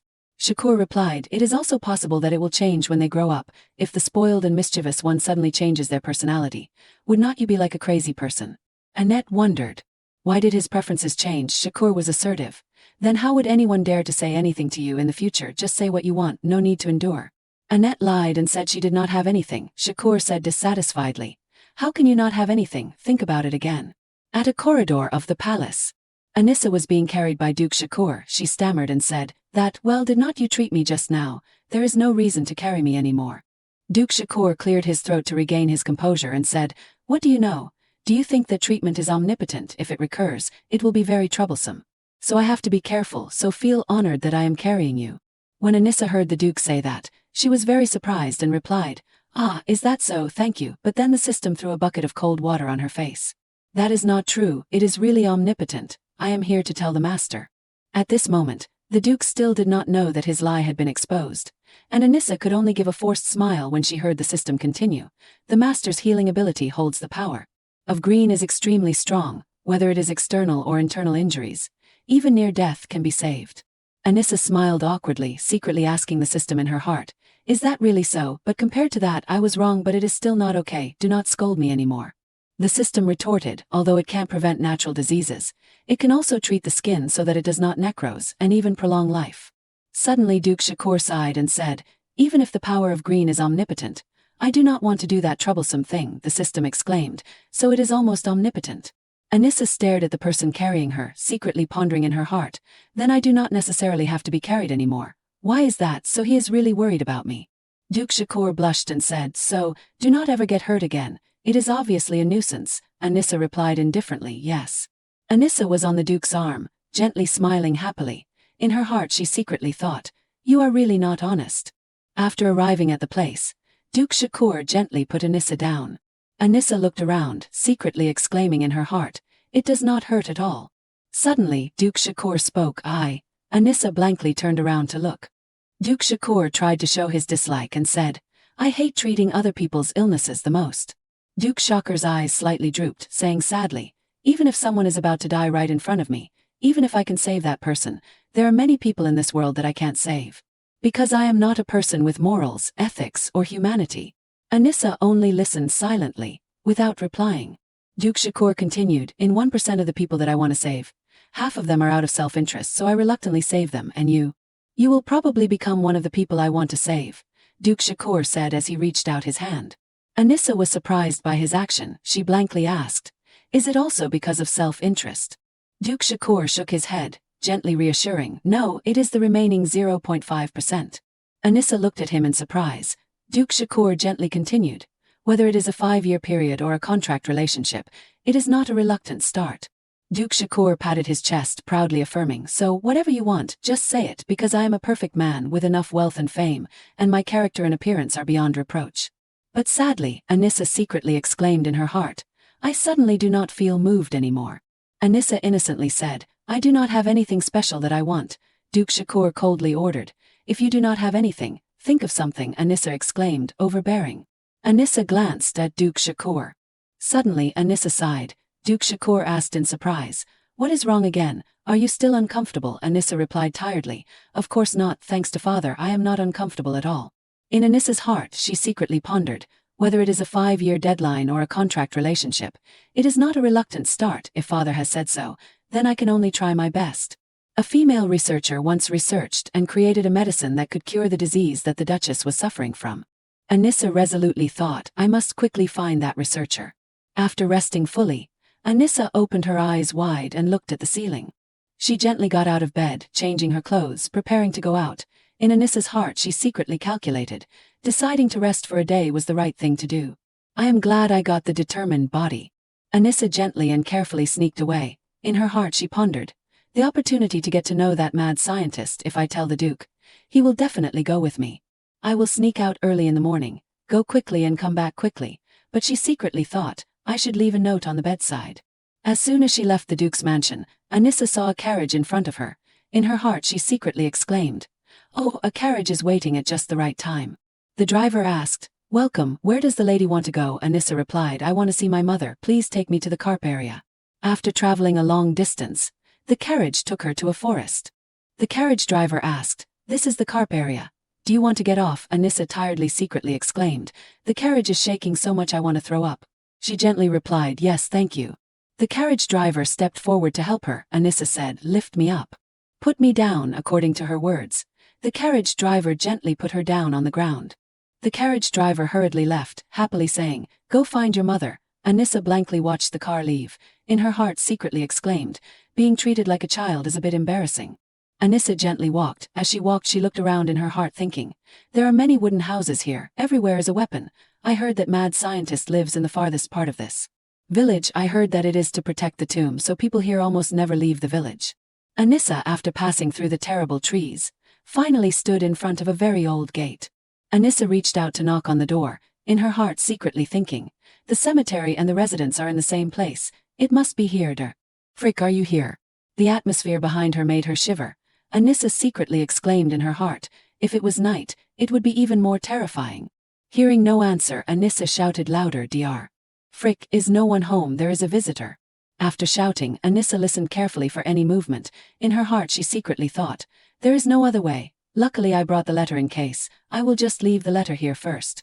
She gently placed the letter down the door slit. Looking at the letter on the ground, Anissa secretly thought, please be sure to contact me, because this curse will be more and more difficult to hide. After she was done, she resolutely thought, I should go home now. At this time at home, Duke Shakur was extremely upset, waiting for Anissa to return. Anissa panicked and hurriedly explained, walking, I just came back from a walk. She said anxiously, I did not do anything strange and I did not do anything dangerous, I really just went for a walk. Anissa secretly told herself, I just went for a walk in my own way. She looked sad, in her heart secretly thinking, maybe doing this will make him less angry. Anissa reached out and tugged at his clothes, acting cute. Duke Shakur blushed and listened to her say, but. Anissa smiled brightly and continued, this is also the first time someone has picked me up. Next time let me wait for father. Duke Shakur helplessly held his head and exclaimed, you really are. Forget it, it is almost time for dinner. Let us go home quickly, your uncle is also waiting. Anissa happily replied yes. At this time in the dining room of the Duke's house, Anissa said, I am full. Suddenly, Alfred called out, Annette, can you stay for a bit? I want to apologize to you.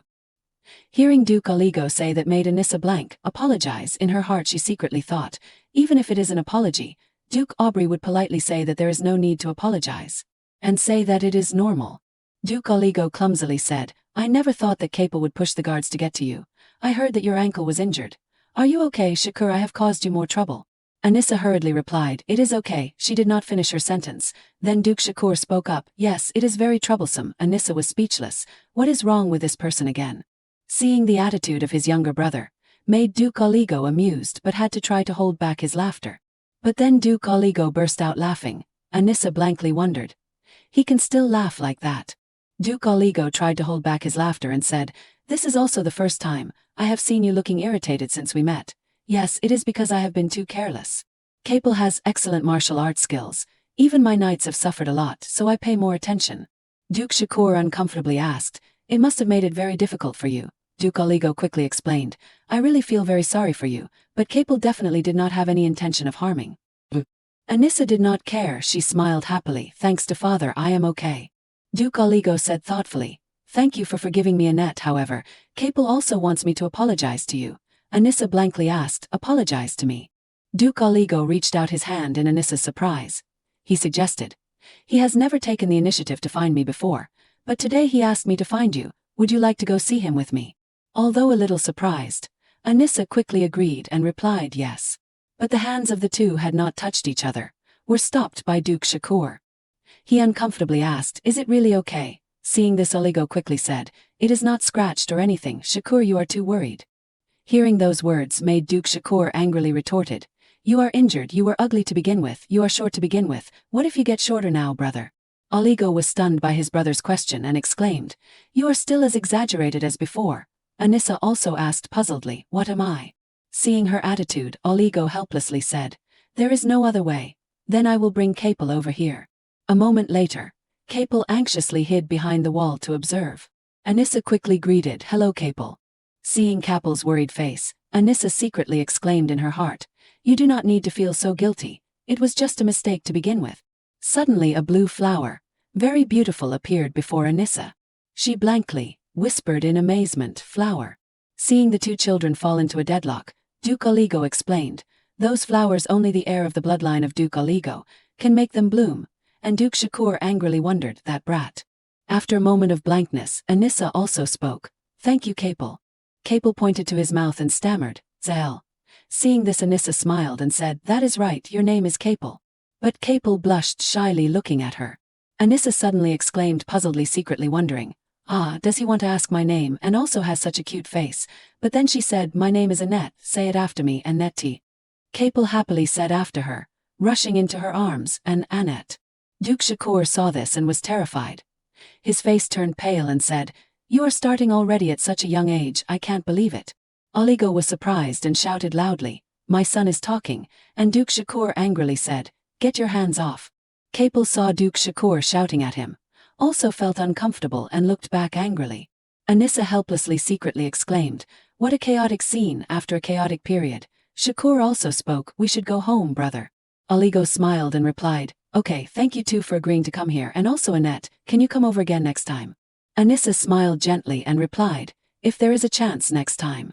On one side Capel called out, Annette. Hearing his voice, Anissa turned around and replied, I will come play again, you must study hard, we will talk more next time.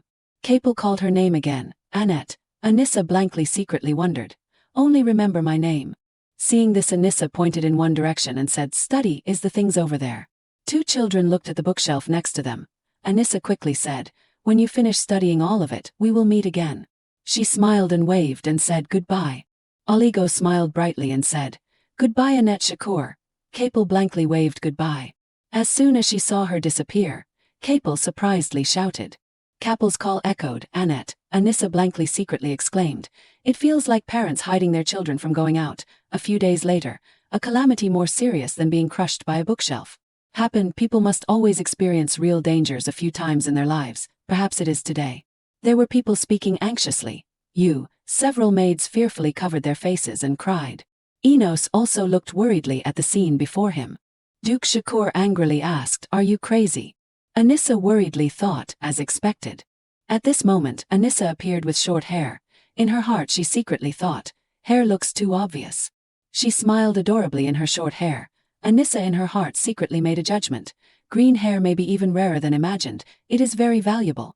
Use that to exchange for a chimera. Then implicitly inform the security guards about that store. Jess fearfully hid behind her skirt. Anissa recalled the sad face of the shop owner. Anissa embarrassedly turned her face away.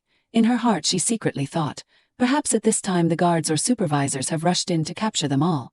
Duke Shakur angrily called out, Annette, could it be that you?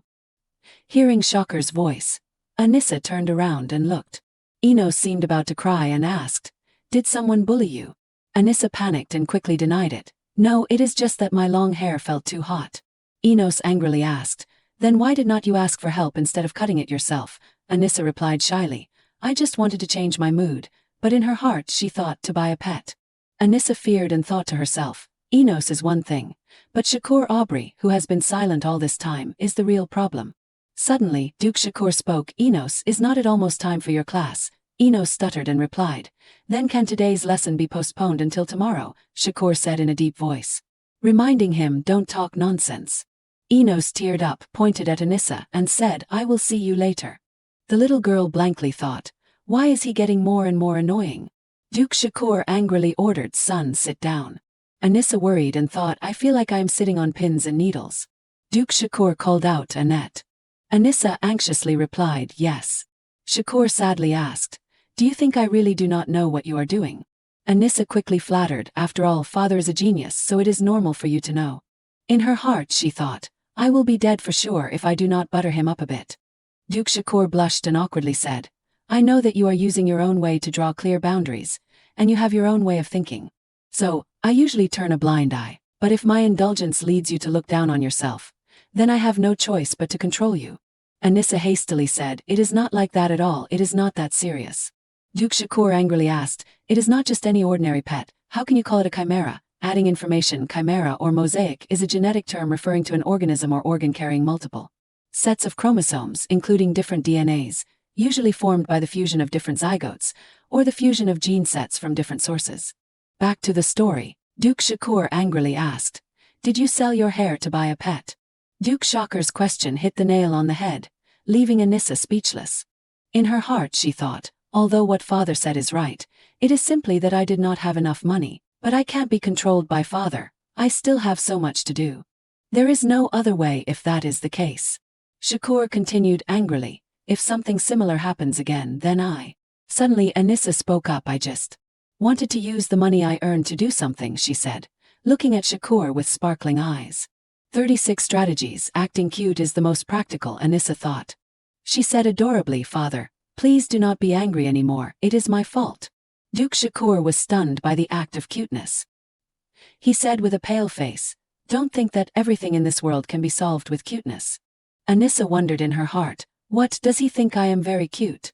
Shakur quickly reminded her in a stern voice, if something happens to you, your mother will be very sad. Anissa hesitated and replied, yes, I understand. After reminding her, Shakur asked, so, what is it exactly? I have already looked it up, but even its scientific name does not exist. Anissa thought to herself, oh my God.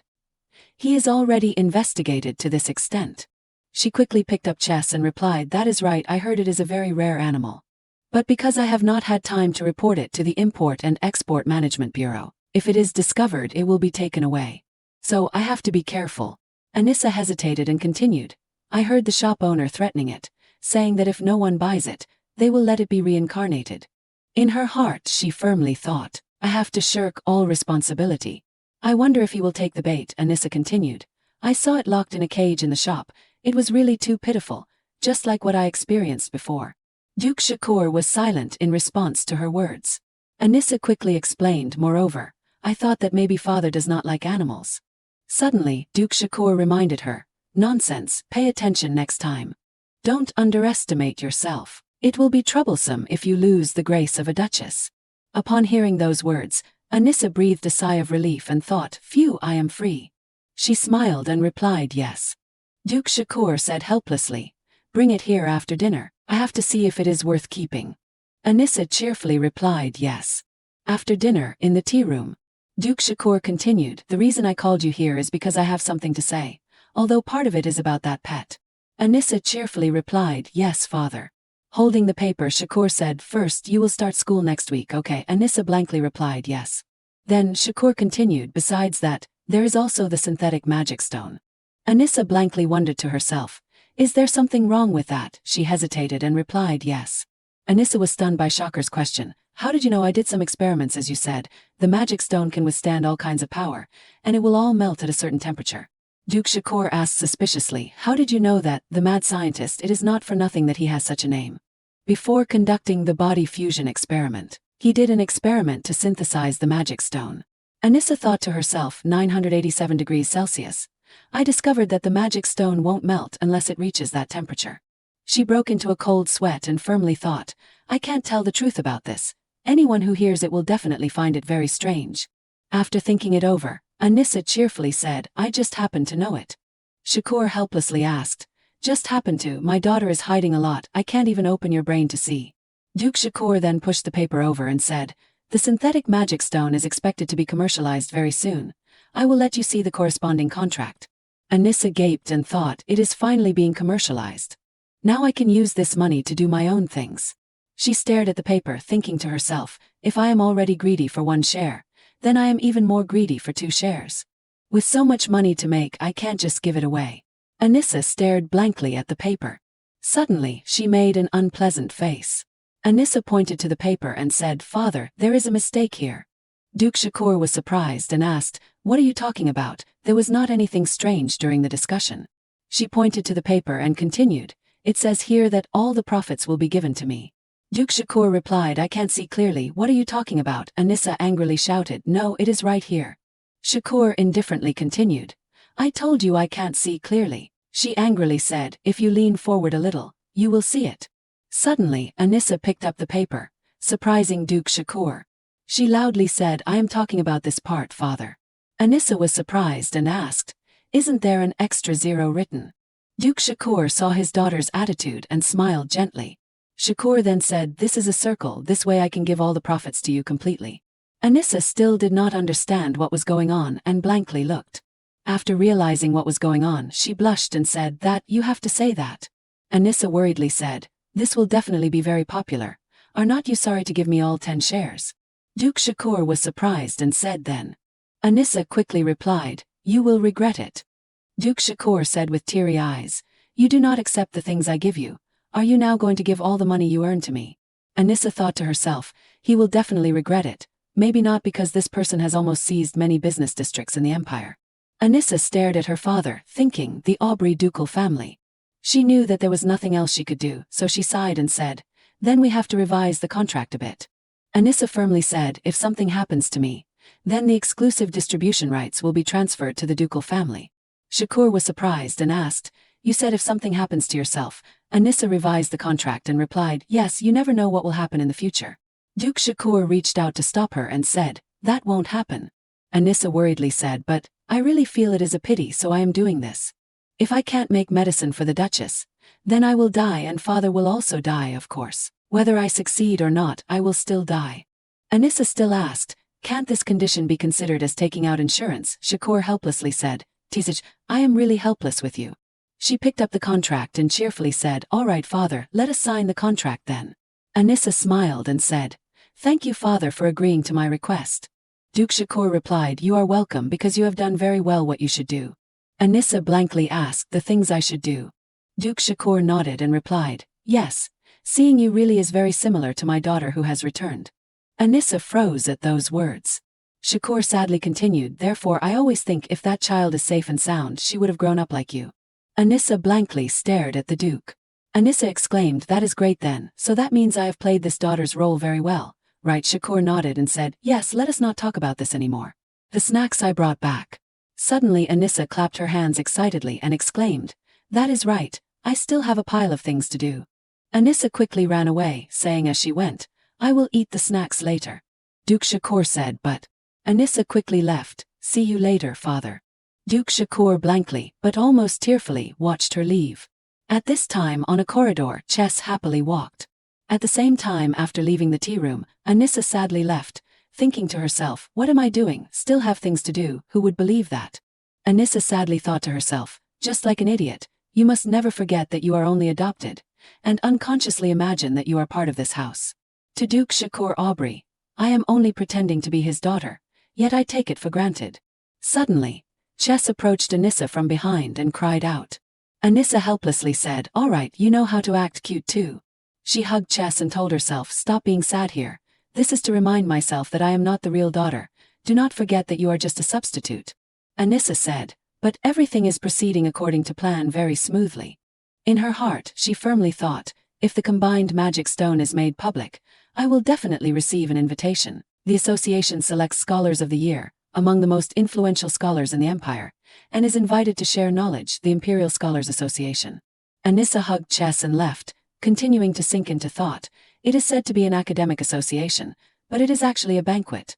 I remember that the mad scientist was selected as the scholar of the year for using the combined magic stone at the autumn banquet.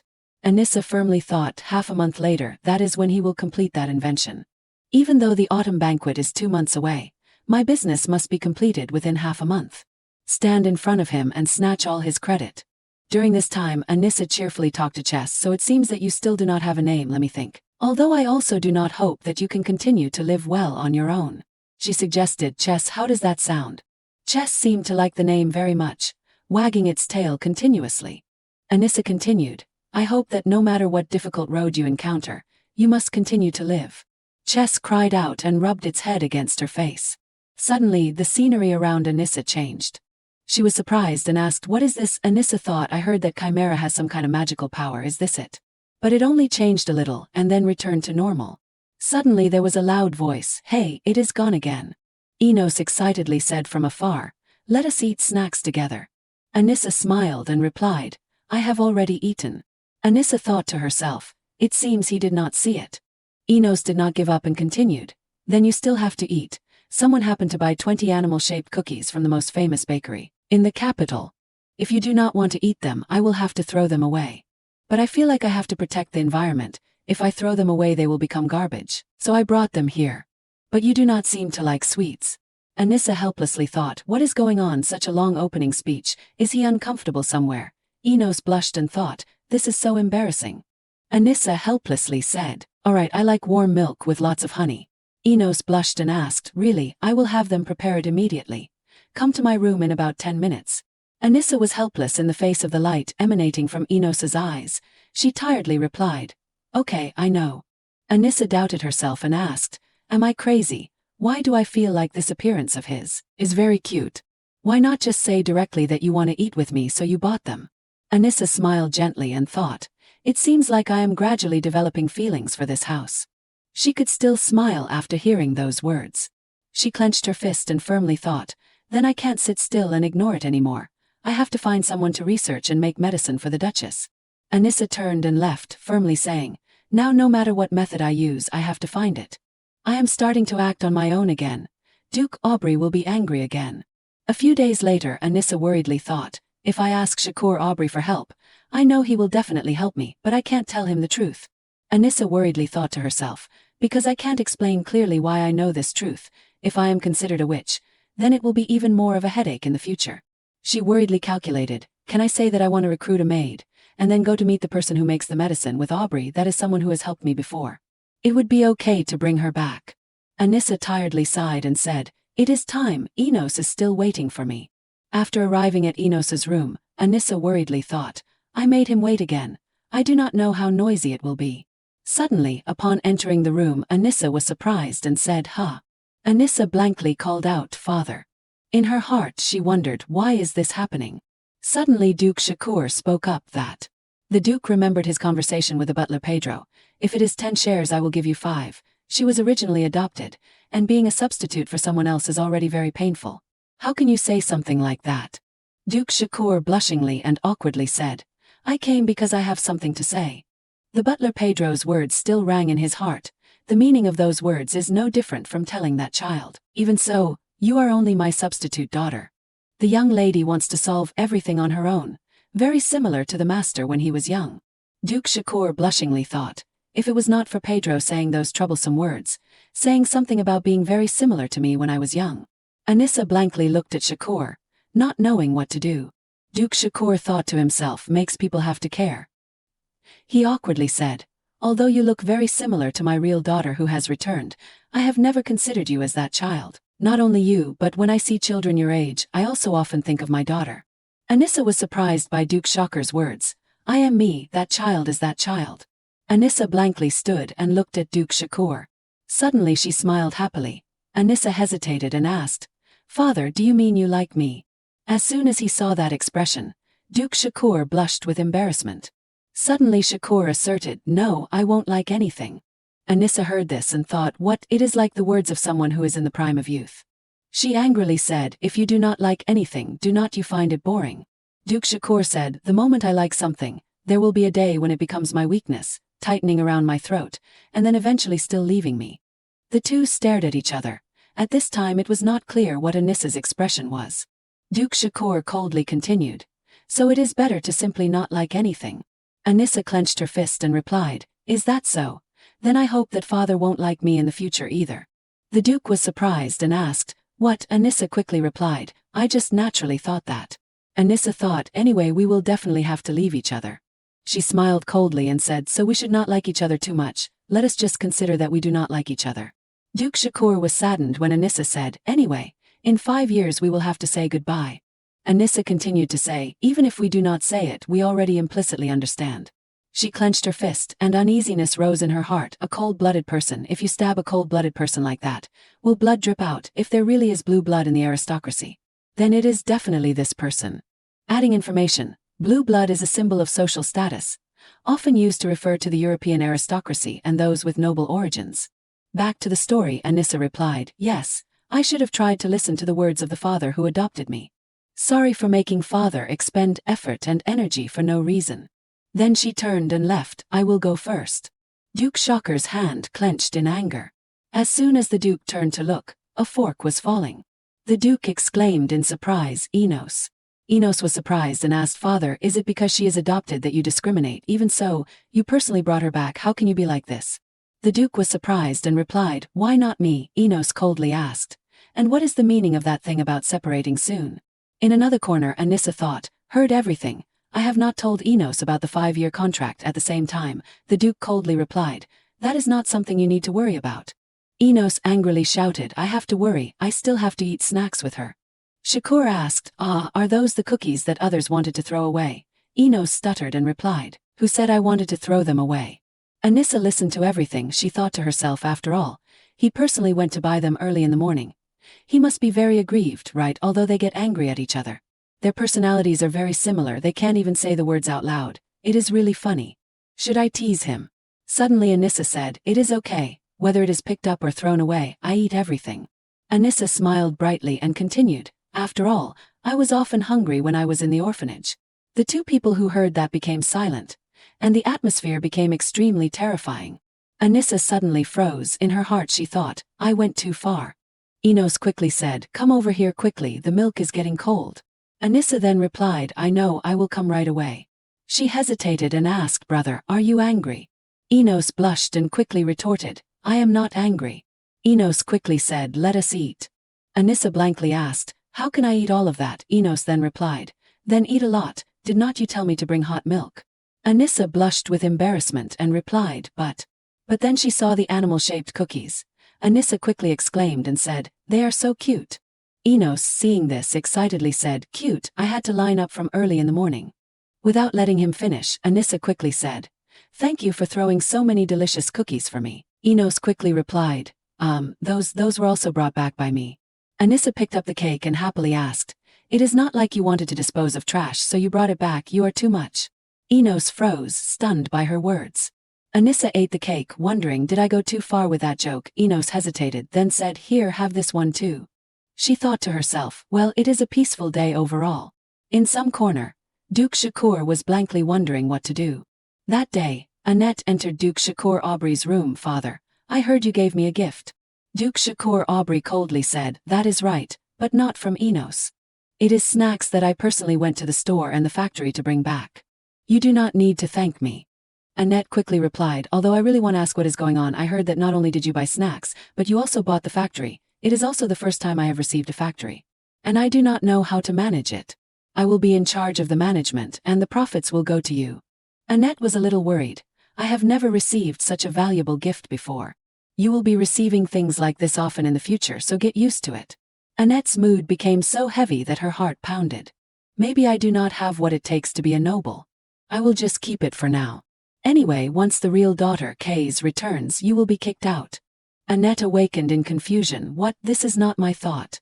The master is thinking like that. This is not the diary, is it? It has been so peaceful lately that I forgot about it." "Who is thinking that? It is your weird diary that is creating illusions. Seriously, I told you, do not say things that sound like my thoughts.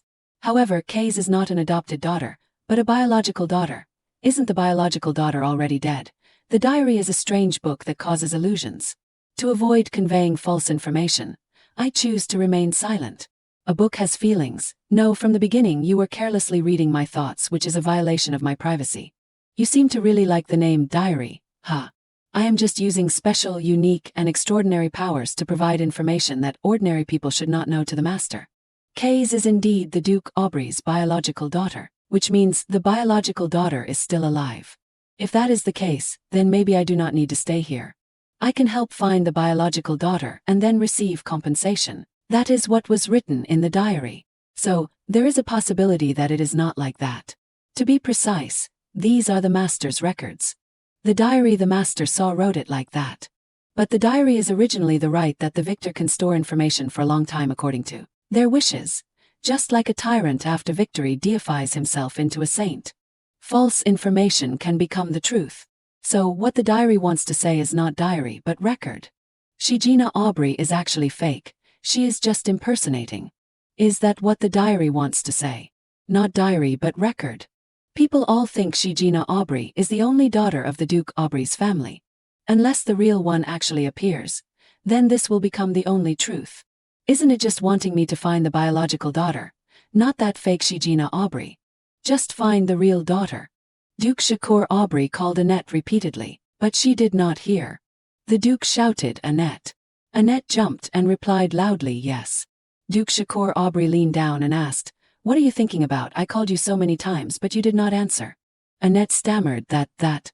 Duke Shakur Aubrey continued, "Don't you believe that you will become a talented person in the future actually?" Annette did not hear anything. Annette hesitated. What did he say while I was talking to the diary?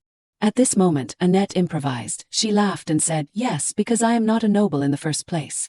Duke Shakur Aubrey sighed. "It is okay, because you are the only daughter of the Duke's family. Those guys do not have daughters." That is right, the other Duke's families do not have daughters, so when Shijina Aubrey was adopted, it was a huge sensation in the news, as if preparing for Shijina Aubrey. Taking Shijina Aubrey as the center, a world was created just for her. Duke Shakur Aubrey crossed his arms and said, "All right, the white season is coming up soon. We will go see it then." Annette was surprised. White season. Duke Shakur Aubrey continued. It can be considered an exchange meeting between the four dukes and the emperor. The managers of the four powers must periodically report to the emperor and exchange information. Before discussing important national policies, they will discuss them first in that meeting. Annette thought, as expected, the Duke family has special power and is very influential. Annette asked Duke Shakur Aubrey, "Why is it called the White Season?" Duke Shakur Aubrey replied, "Nothing special. It is just the name given by the emperor because he lost too terribly in gambling during the first meeting." Annette looked at the Duke with a blank expression. It is said that the meaning of the name is that no matter what color light, as long as they converge, they will turn white. He lost 3 games in a row and still arrogantly said that we were cheating, and even wanted to accuse us of offending the imperial family. Annette was stunned. The emperor clearly it was not cheating, but he still said it was cheating. Of course it was cheating. Anyway, if it is not an emergency summons, then it is just a regular meeting. It is twice a year, each time for about 5 days. During this time, I have to stay in the capital and can't return to the mansion. He is finally not saying weird things anymore. The Duke is indeed a Duke. Annette's face looks strange. Duke Shakur Aubrey asked, "Were you thinking anything strange just now?" Annette quickly replied, "No. I want to say that you are my daughter. A straight tree is not afraid of a shadow. You must never be discouraged. Speaking of which, you also have this invitation." Annette was surprised. "Invitation, let me see." Annette eagerly received the invitation, praying, "There is only one invitation I received. Please, it must be the invitation to the Autumn Scholars Association." Duke Shakur Aubrey waved out a pile of invitations here. Annette was buried under the pile of invitations. "What is this?" Duke Shakur Aubrey replied, "Invitations, what else?" After reading almost all the invitations, Annette wondered, "Why are they all invitations to afternoon tea?" Duke Shakur Aubrey said, "I personally replied to some of the weird invitations. You do not have to worry." Annette hesitated. "So, this pile has been filtered by you, father? Because occasionally there are some annoying guys who come to bother us." Annette was not very happy. "Is there nothing besides invitations to afternoon tea?" Duke Shakur Aubrey replied, "Most of them are that. There is also an invitation to a banquet from the Imperial Scholars Association. I heard that you were chosen as the Scholar of the Year." Hearing this, Annette tried to find it and finally found it. Can I go there?" Duke Shakur Aubrey looked at the invitation in Annette's hand. "If you want to go, then go. But there probably won't be many kids your age there. Moreover, you can't go alone, you have to have someone accompany you." Thank you, father. Then I will bring Mary and Cordeal with me. You can only bring one companion. Annette thought for a moment and said, let me ask Mary and Cordeal for their opinions. But only intellectuals who can socialize with the scholars there can enter. From that, it can be inferred that Mary and Cordeal are not suitable as companions. Annette's eyes widened. He does not like Mary and Cordeal, Annette asked again. So you are not letting me go, Duke Shakur Aubrey uncomfortably replied. Just find a suitable companion. Annette looked at Duke Shakur Aubrey. Then who do you think is suitable, father? Introduce someone to me. At least it has to be someone with the power to protect you, a quick and intelligent mind, enough knowledge to be able to communicate with the scholars there. And outstanding looks are a plus. It is best if they are not a stranger.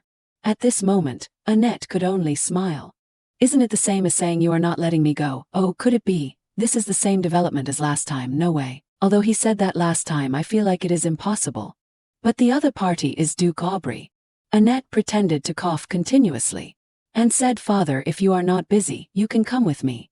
Before Annette finished speaking, Duke Shakur Aubrey concluded, although I am very busy, there is no other way. My daughter has asked me, so even if it is troublesome, what can I do? As parents, we can only go with you.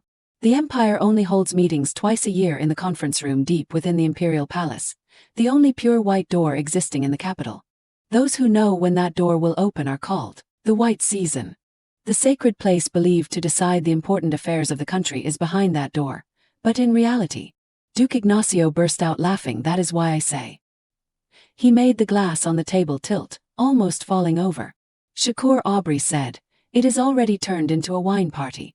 Ignacio exclaimed, you are late again today, Green. Blue approached and said, this place always feels terrible, Shakur. Ignacio frowned, we are not that different in age, do not act so experienced, Blue. Duke Adewusi turned and said, still as shallow as ever. All right, if everyone is here, let us start the meeting. Duke Ignacio said there is something important so you can start. That matter. My eldest son recently won the sword competition for young people. Really, I did not even teach him to win the championship. Duke Adewusi said loudly, it is just a competition for young people, why make such a fuss? Duke Ignacio said to Shakur Aubrey, I heard that the second child in your family received an invitation to participate in the conference organized by the Imperial Scholars Association. Shakur Aubrey became proud. My daughter was even chosen as the Scholar of the Year in the invitation from the Imperial Scholars Association. Although during the White Season, it is true that important national affairs are decided. Ignacio went crazy. Green, are you laughing at me? I am about to get angry. Shakur Aubrey continued, what is there to brag about with such insignificant things? Adewusi interrupted, you guys are too shallow, but these meaningless conversations, or just bragging about your daughter, or having a wine party are even more common. Aligo stopped everyone. All right, everyone, do not argue over such trivial matters. Calm down. You might faint when you hear my news. My son has started talking, and he even knows how to sit at the table to eat. Adewusi continued, that is indeed something to celebrate, although it is not as good as my son winning the championship in the magic tournament. Ignacio also boasted no less. Yes, that is indeed very commendable, although it is not as good as my son. When are you guys going to stop this childish argument? Anyway, is not the most lovable and beloved person the princess and prince? Speaking of which, Duke Aubrey has found his lost daughter. Ignacio was stunned. What? Why did not you say such an important thing? Shakur Aubrey turned away. Are you my friend? Don't talk nonsense with me. Green, I heard that you found the child who was lost during that chaos. Shakur Aubrey coldly replied. Yeah, is there a problem? Adewusi hesitated. No. Both Aligo and Ignacio admired Shakur Aubrey. I did not expect it to be a daughter. I am really impressed. Before I met that child, she is smart, kind, and especially straightforward like Shakur. Not like you at all, and there is nothing special. On the contrary, it is very annoying. Aligo replied, really, I do not find it annoying at all. Very annoying. One day, she even wanted to cook and bring it over herself, as a gift for me. And said she wanted to come to the capital to play together. And insisted on dragging a busy person like me to the Imperial Academic Conference. And she is so happy to jump around after just giving her some snacks. How smart can she be? She even gave all the authority and profit of creating the fusion magic stone to me. I really do not know how she will survive in this world. My daughter is the best, doing this, and that is so annoying. Everyone turned to look at Shakur Aubrey. So. But that fusion magic stone is very magical. How did you make it? Why should I let you know? All the authority belongs to my daughter. Or you can try kneeling down and begging my daughter. Seriously, why would I beg for that kind of thing? Shakur Aubrey uncomfortably said. Forget it, Let us eat first and then have the meeting. My daughter knows I am going out and even prepared food for me to bring, really. The next item is the periodic monster subjugation and expulsion, which is the responsibility of the Duke's family. How is it this time? This time it is also my responsibility. After all, the north is where monsters are most rampant. The next item is about the epidemic. Even using the cleansing power in the temple did not work. Your Highness, it is your turn. If it is the cleansing power, should not it be where the eldest brother should appear? Although that is what you say, we can't push everything to the Duke. I have to play this card. Ignacio shouted, lost. Adewusi reminded Ignacio to lower his voice. There is a very suitable candidate, who can play their role anywhere. As long as it is green, he can do everything well. I do not want to. My daughter has not fully adapted to living in the mansion. I do not want to go on an expedition. Then who should we send? The eldest brother is going to the spreading epidemic area. Duke Ignacio is participating in the subjugation. Suddenly someone came to report. I am sorry, I am bothering you. What is wrong? That person said. There is a guest. Can we let the guest in? Since when have we been receiving guests during the white season, Chief Steward? Then I will tell them to go back.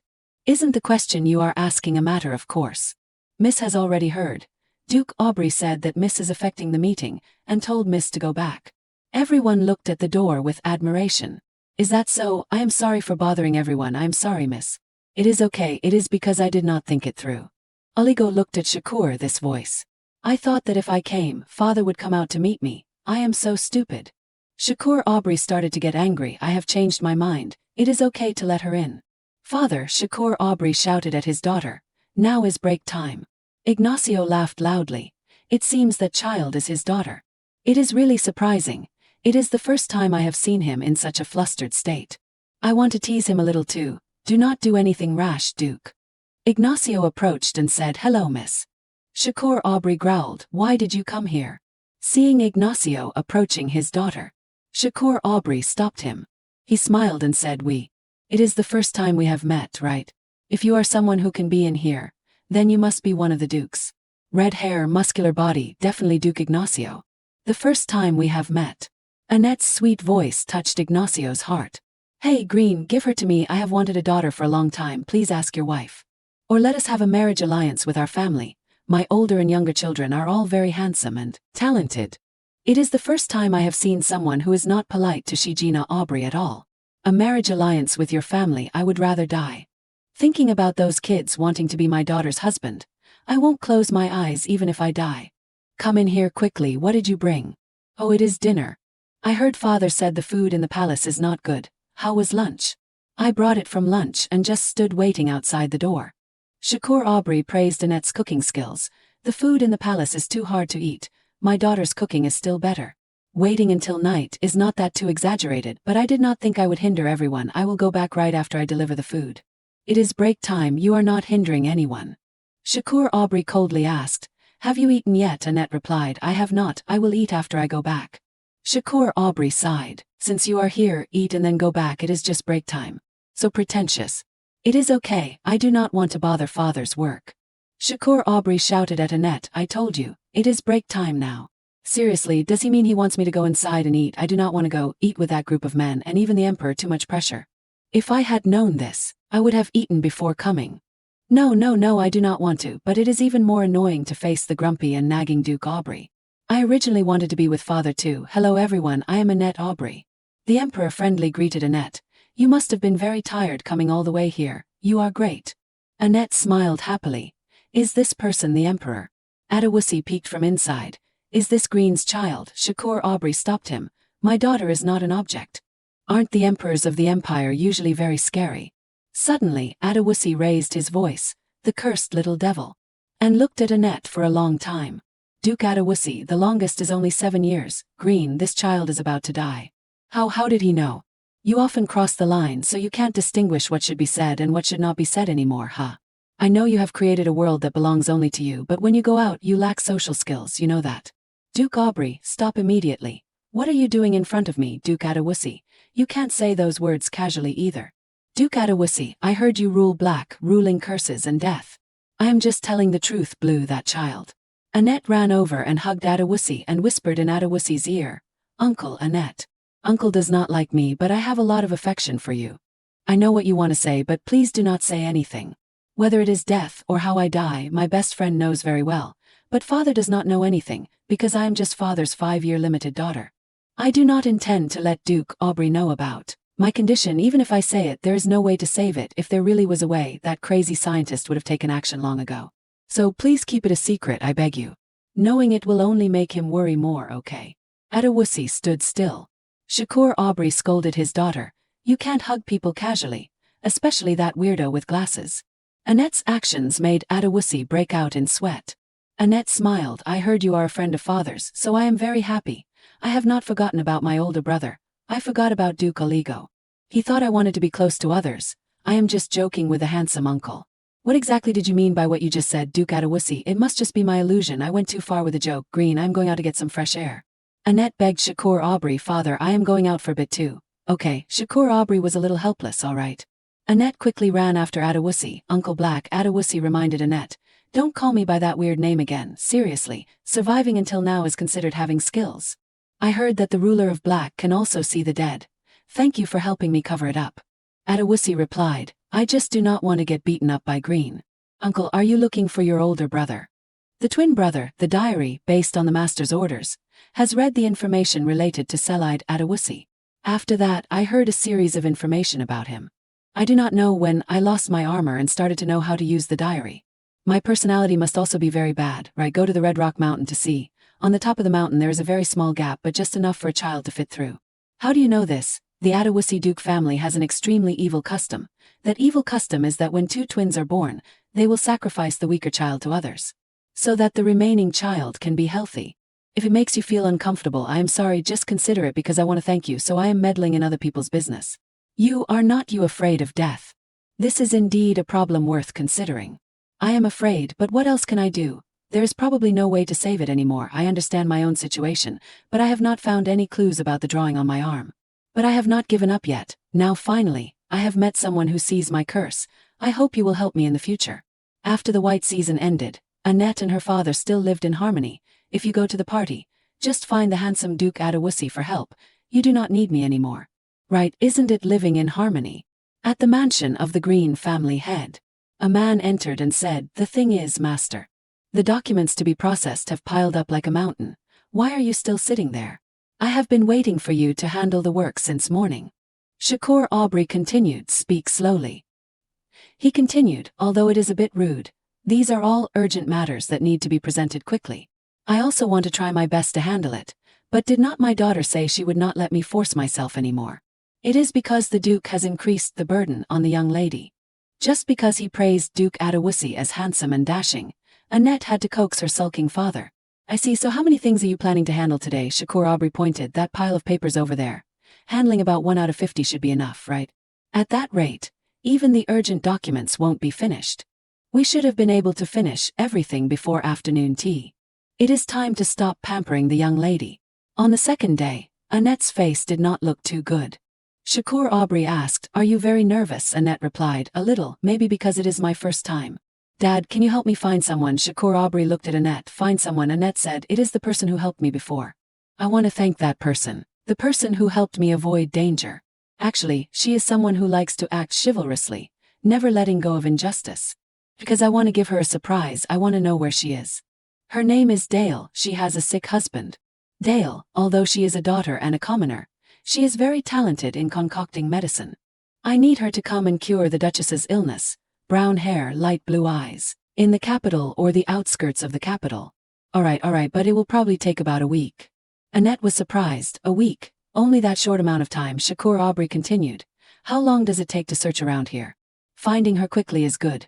But how can someone be found so quickly when even the specific address is unknown? I feel sorry for the servants having to run around after me. Starting research from now, a cure can be found within 3 years. Although the report says that it took Dale about 8 years to find the cure.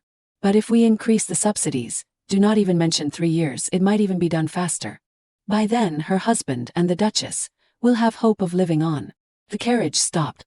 Annette got out and exclaimed, We are here. The little girl took Shakur Aubrey's hand. Okay then. It is time to meet that ill-fated relationship from a long time ago again. Damn it, who in the world? Who is it that knows about the fused magic stones? Just in time, I am about to present my theory on fused magic stones. How could it be such a coincidence? Hey waiter, give me a glass of wine. All the hard work day and night, I did not expect it to be snatched away like this. How long have I been researching? Robert White, the one called the mad scientist, in a situation where research funding is constantly being cut, and all his hard work is being stolen. Test subjects are also gradually being reduced. If this continues, my Sana won't be able to come back to life. If that is the case, even if I have to ask for funding from those war fanatics, I have to continue the fusion experiment. Hey, give me more wine. Ladies and gentlemen, today, I would like to introduce Miss Annette Aubrey, who has been honored as the Scholar of the Year and will grace tonight's banquet, that is. Hearing her name, Annette hurriedly ran out. She gave a friendly smile, thank you. What, my rival is that little brat, damn it, that is why I hate those rich people.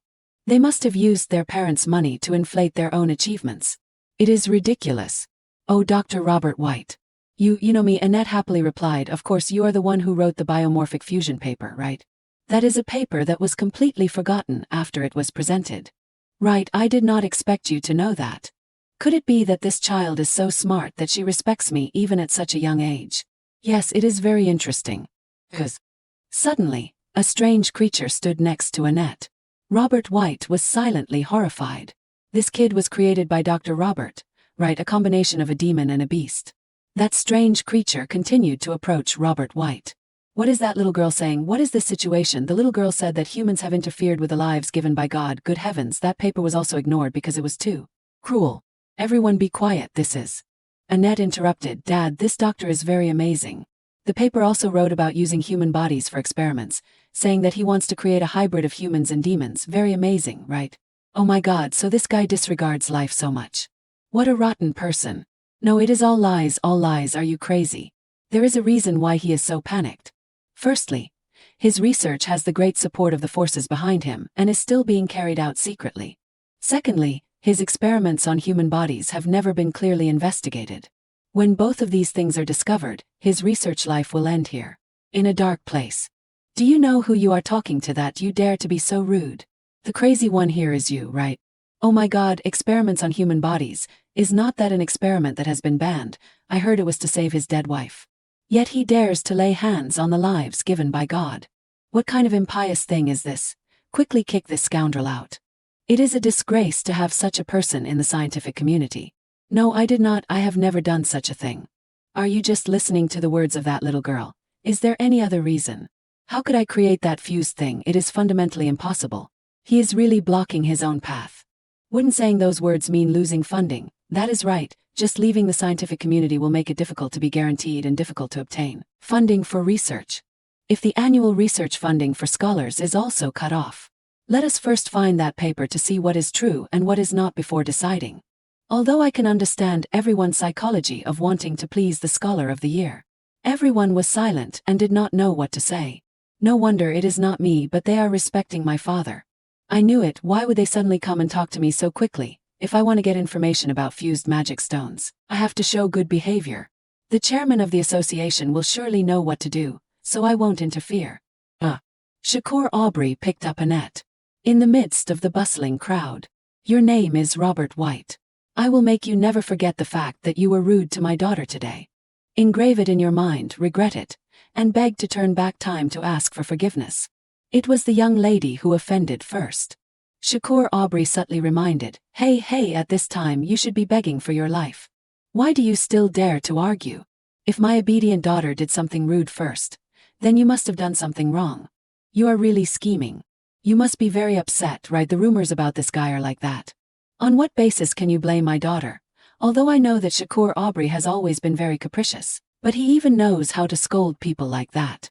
I hope you live a long life, a life worse than an insect. Dad, you should not bully him too much, maybe I am mistaken. Not yet, just being expelled is still too easy for him. I want him to suffer even more.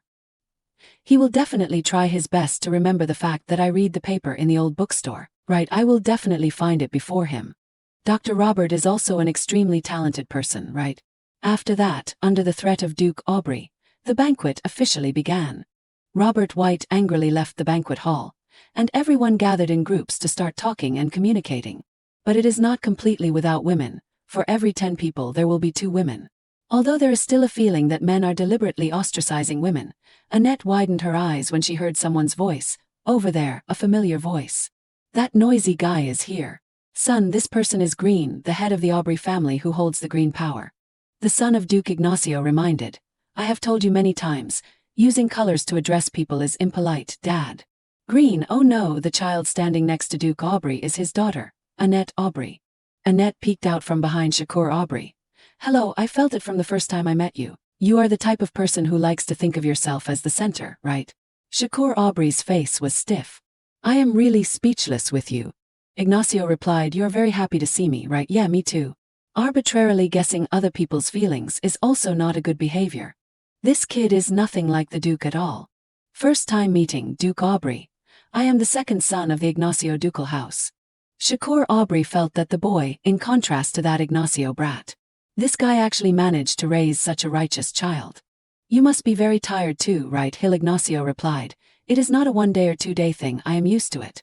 Annette ran over to get acquainted with Hill Ignacio. Hello, I am Annette Aubrey, should I speak normally or use honorifics? It is okay to speak a little more casually, I am Hill Ignacio. Then I won't use honorifics either. While the little kids are playing together, let us go somewhere else to talk. Shakur Aubrey coldly said. This is not something you need to care about. Ignacio put his arm around Shakur Aubrey's shoulder, appearing friendly. Come on, let us go. Shakur Aubrey felt uncomfortable. Get off me, Duke Ignacio. Go, is not it okay to pretend to wander around, just leave the two of them to play together. However, the others seem to be very interested in us too. Annette, would you like to go outside to rest for a while? Annette happily agreed.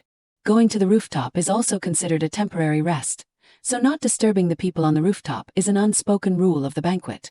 Amazing, how can you seem to be able to read my mind? Thank you for helping me. Is it your first time attending a banquet? Annette replied. Because I just joined the nobility. I see, sorry about that. Annette waved her hand. It is okay, it is okay. Because the Ignacio ducal family possesses the power to control fire, their skin is very dark. Being able to come to the association means you must be very smart too, right?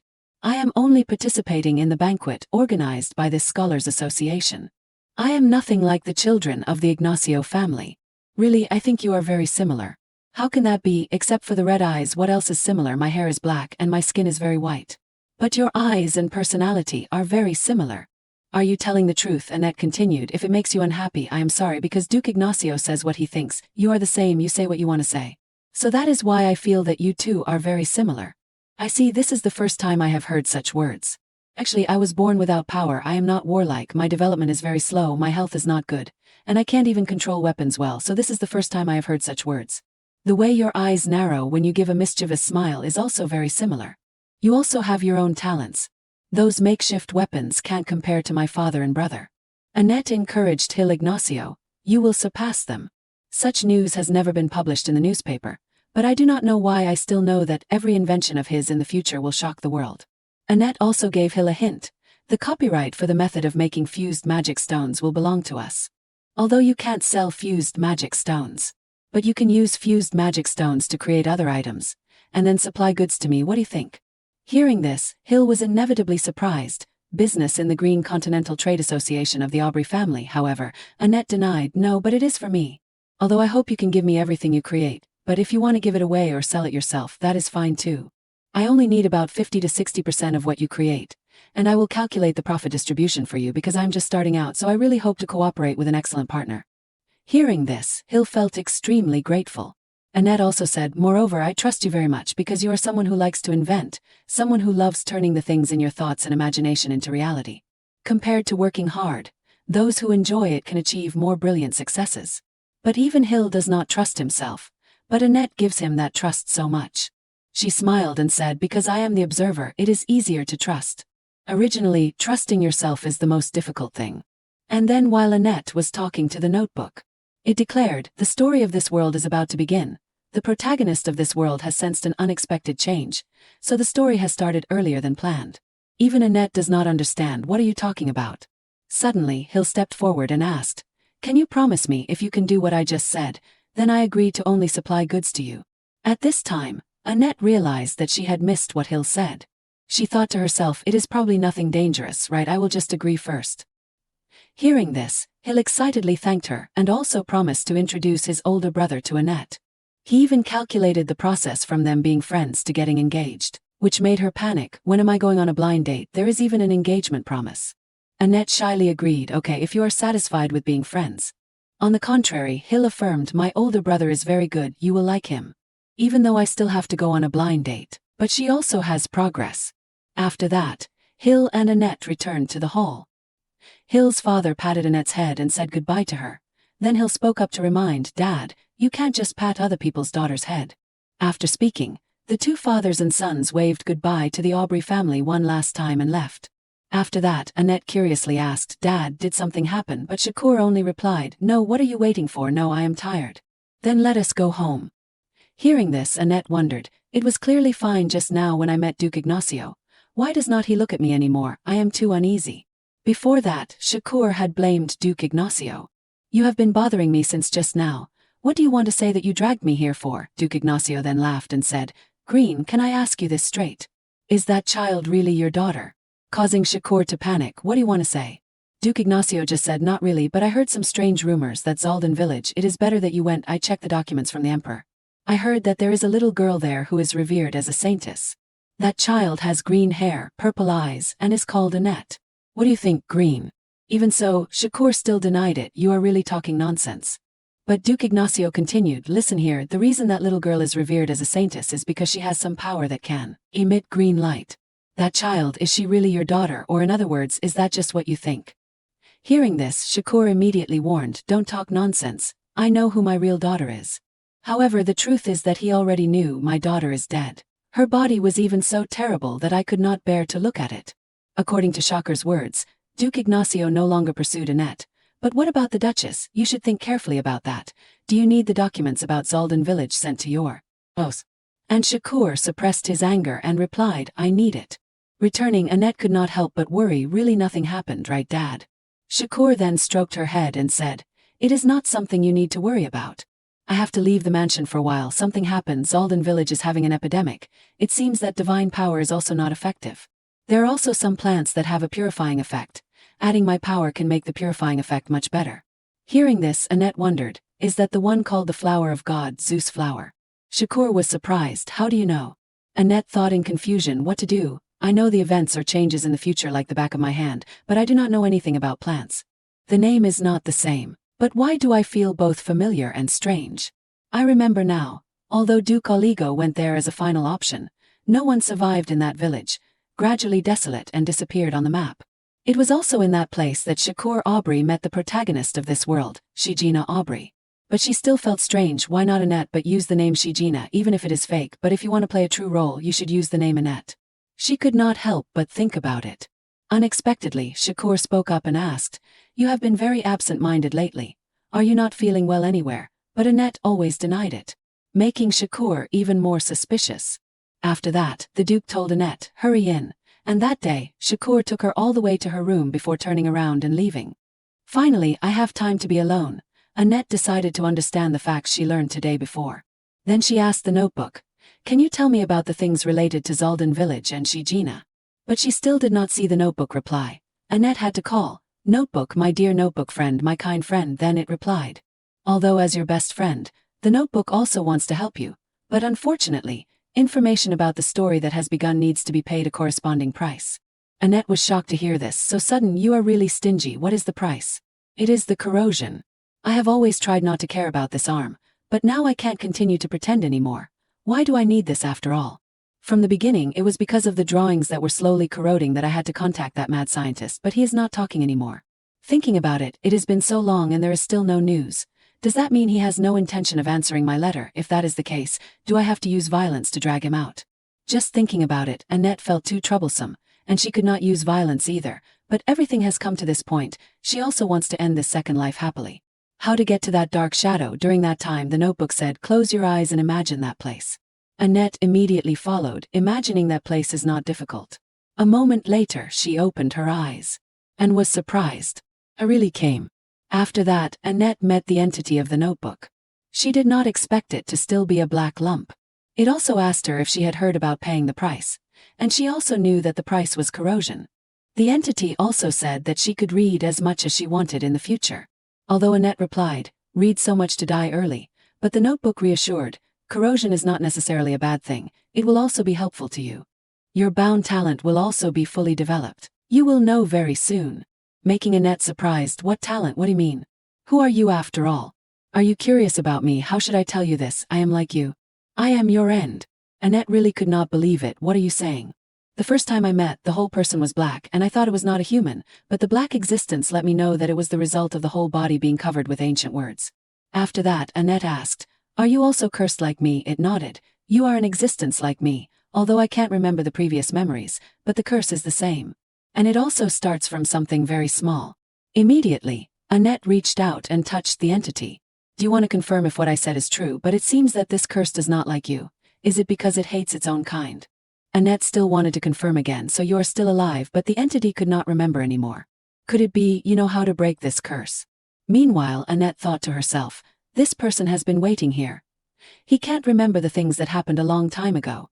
She also did not expect, "You even know how to read minds. You must be very lonely, right? If it were me, I would have gone crazy long ago." The entity said, "I know everything in this world, so it is okay.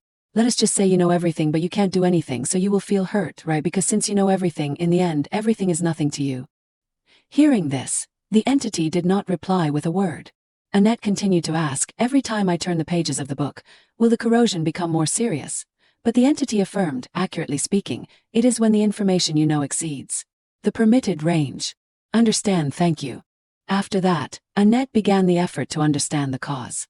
Suddenly, a warning sounded. The entity then said, "You can only turn to this page. Starting from now you will have to pay the corresponding price." "Okay, thank you for letting me know." After that, Annette continued to turn the pages. She still wanted to understand more things. Just then, the entity grabbed her hand to stop her. "Enough. Understand the information slowly. If you get sucked into it, it will be wrong. The ancient words are brainwashing you in order to quickly corrode you."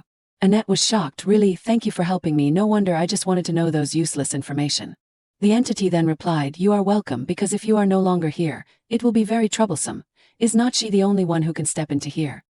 Hearing this, Annette then asked, "You can't get out of here.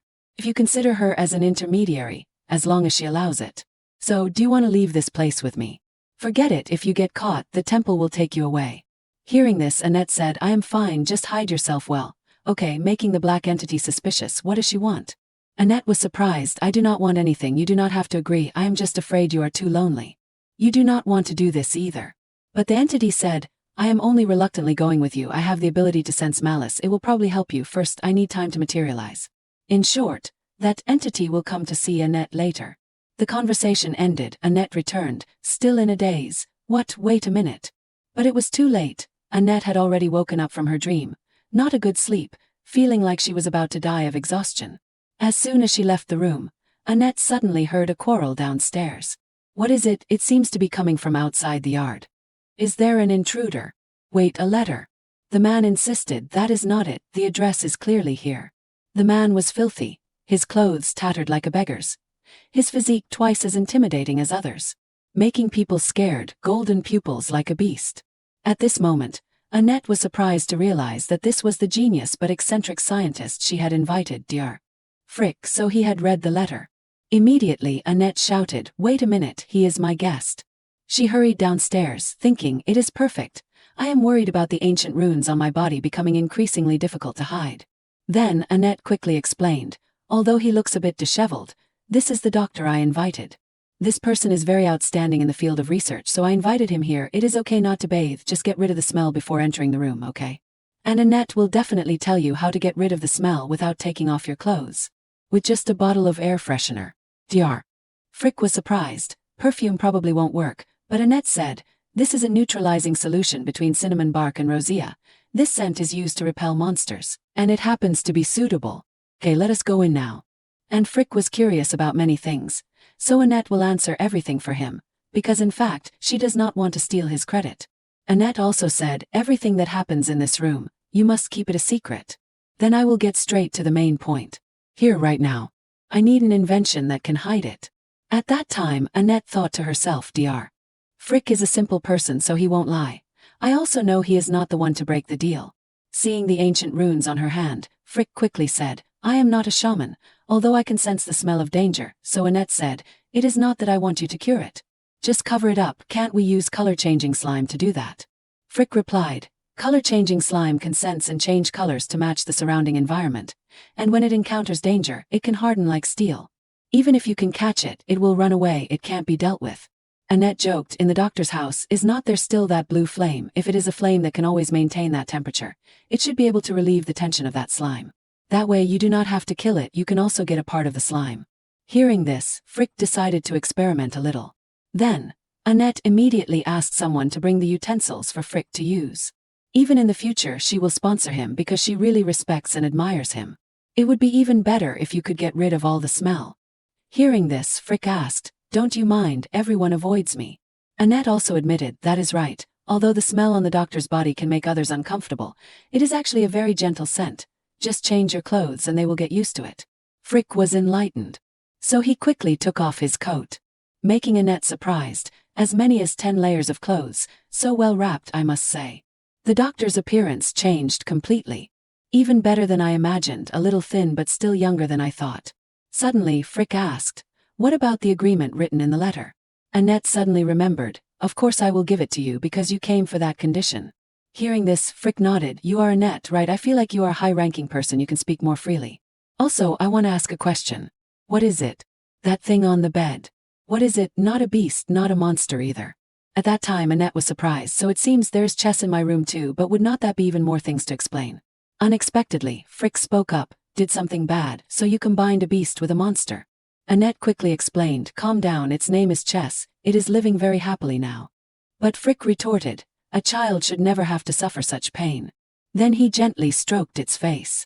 Frick also asked Annette, can I take it for research? I won't harm it, I just want to know what animal it is a hybrid of, what abilities it possesses.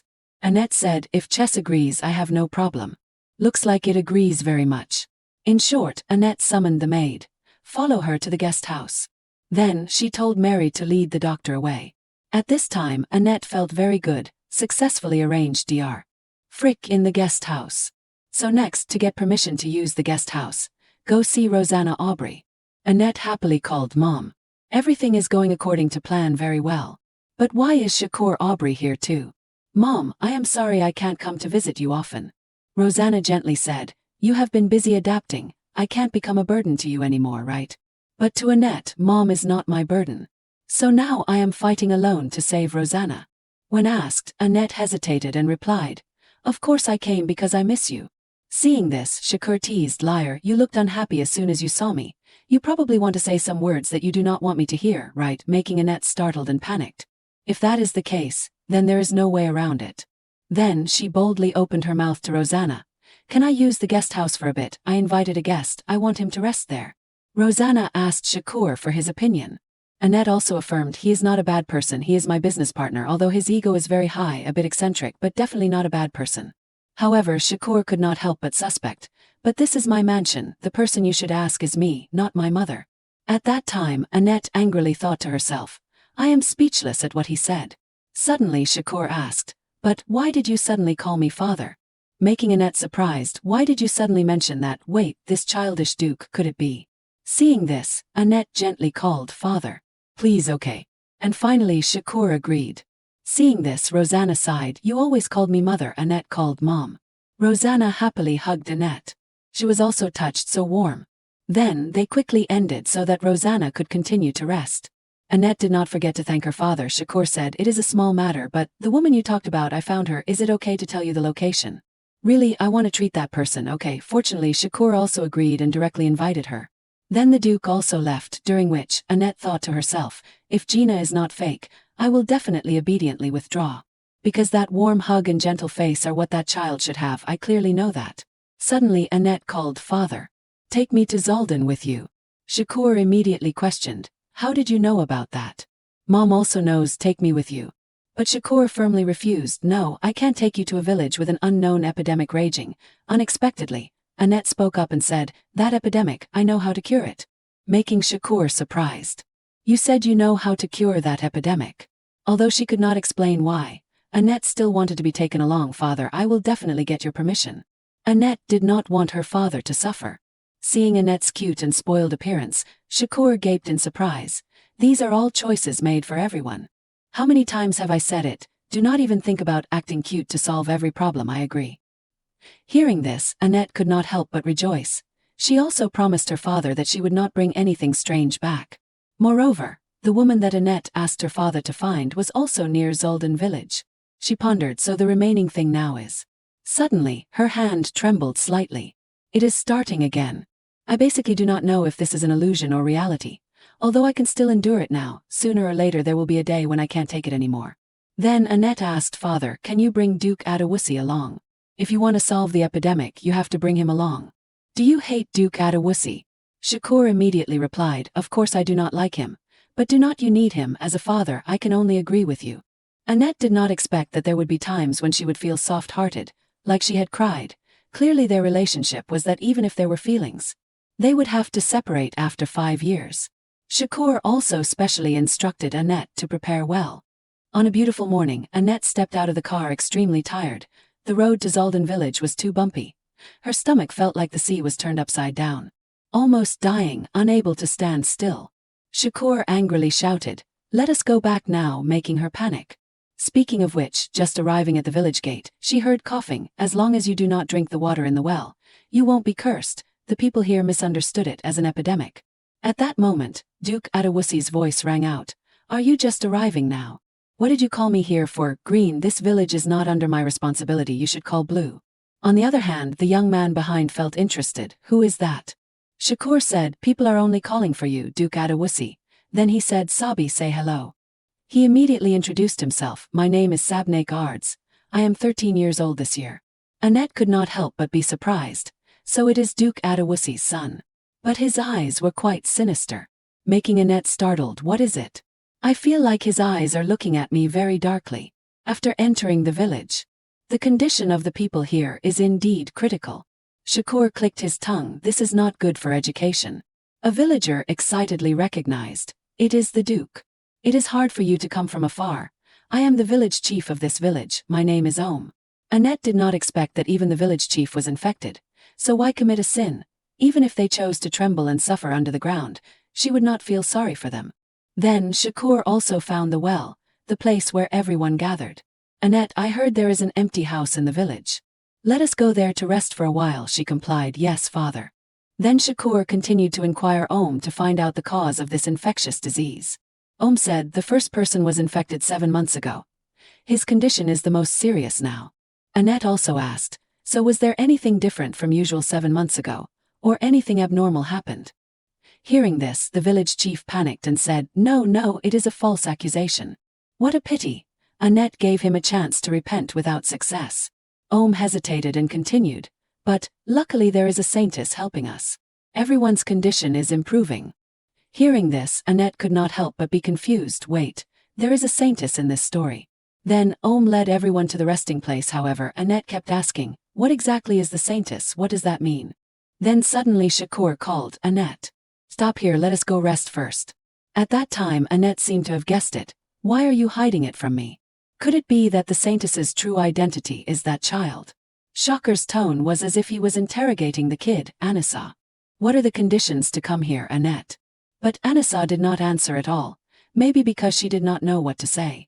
Then Shakur became a little serious. Listen to me carefully. If you understand, go inside and rest today. I will go around the village, you stay with Adewusi. Okay, since she had promised, Anissa had no choice but to agree. Really, this is not the time to rest. Suddenly Sabi whispered in her ear, you are Annette, right? There is something I have wanted to say for a long time. Anissa thought it was better than awkward silence. Really, go ahead, what is it? And a few seconds of silence passed. Then Sabi looked at Anissa with mischievous eyes. You have a terrible smell. Hearing that, Anissa paused for a moment. Just met and already want to cause trouble. Oh, thanks for letting me know, but you know what, your manners are terrible too. Sabi's expression remained blank, and Anissa was not giving in. Telling someone they stink right after you meet them.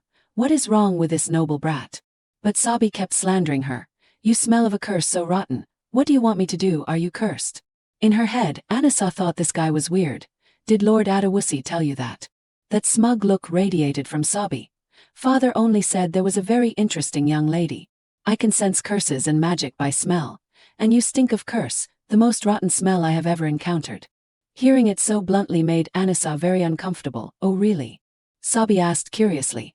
Does Duke Aubrey know about this? Anissa shook her head. No, I do not plan to tell him either. Sabi's footsteps got closer. What a pity, maybe he could help. Anissa racked her brains for a moment. Do I look like an idiot? He is talking so casually. Of course not, he seems to be getting closer. That face of Sabi's kept pressing against Anissa. His hand grabbed her small hand. Anissa struggled violently. Hey, what are you doing? Sabi probed. Is this the source of the curse? He really knows more than Anissa thought. These words of Sabi were completely different from what he said just now. Do not worry, I actually quite like this scent. I am completely obsessed with curses, so I think I have also started to like you, someone carrying a terrible curse. Anissa cursed. You crazy bastard. Saying nonsense as if it is nothing.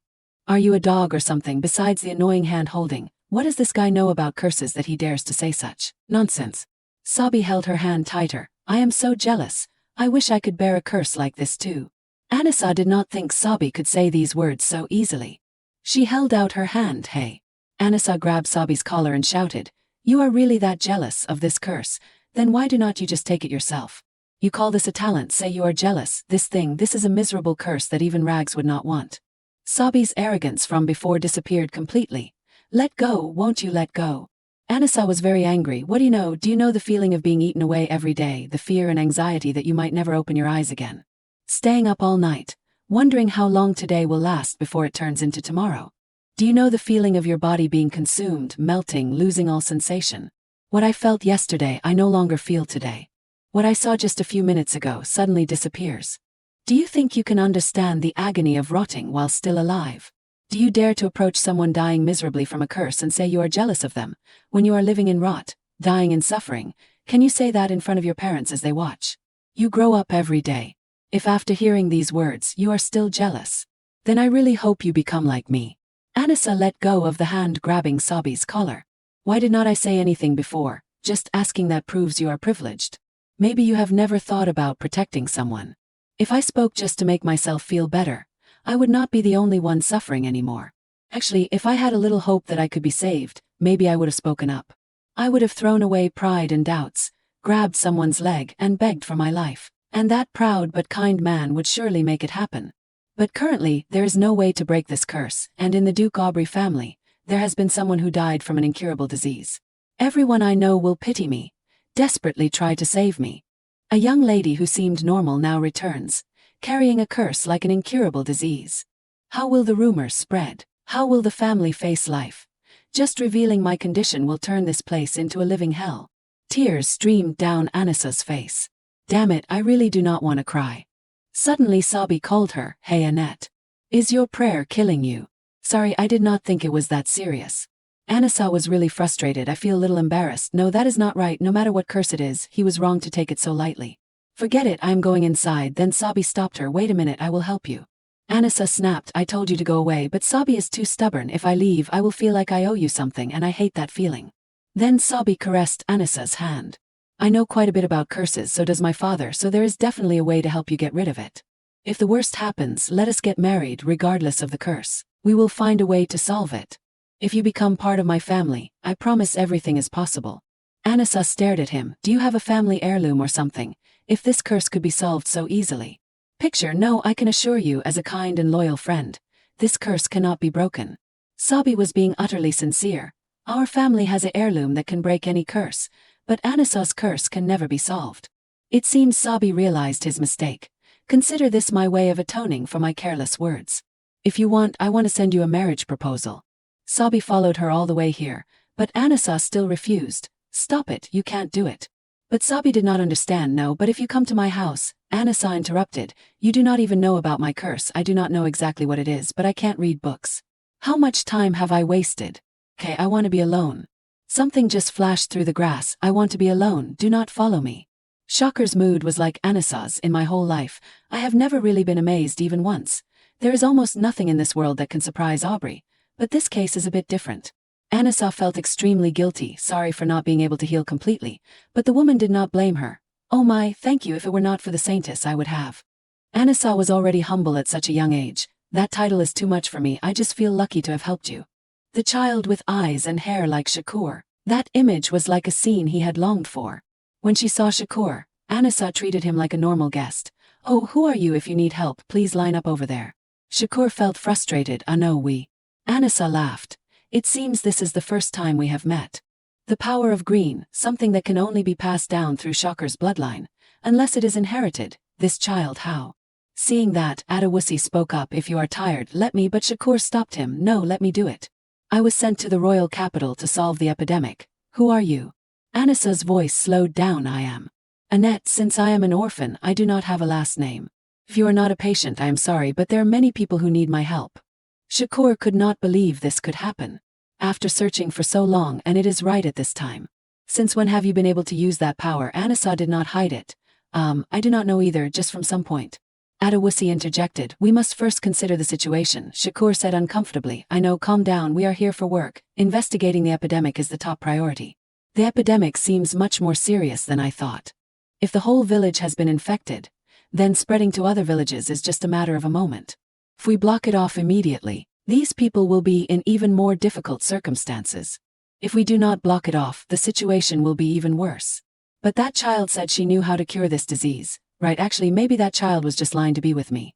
As soon as Anisa was mentioned, she sneezed. Shakur thought as he walked, but originally, has that child ever said nonsense? That child, even if she gets involved in dangerous things, absolutely does not lie or utter nonsense. So then, Adewusi blocked Shakur's path. Hey. The power that child just used looks like the power of green. Could the child we just saw be? Shakur said, that is not my power, it must be divine power or something. Adewusi still did not give in.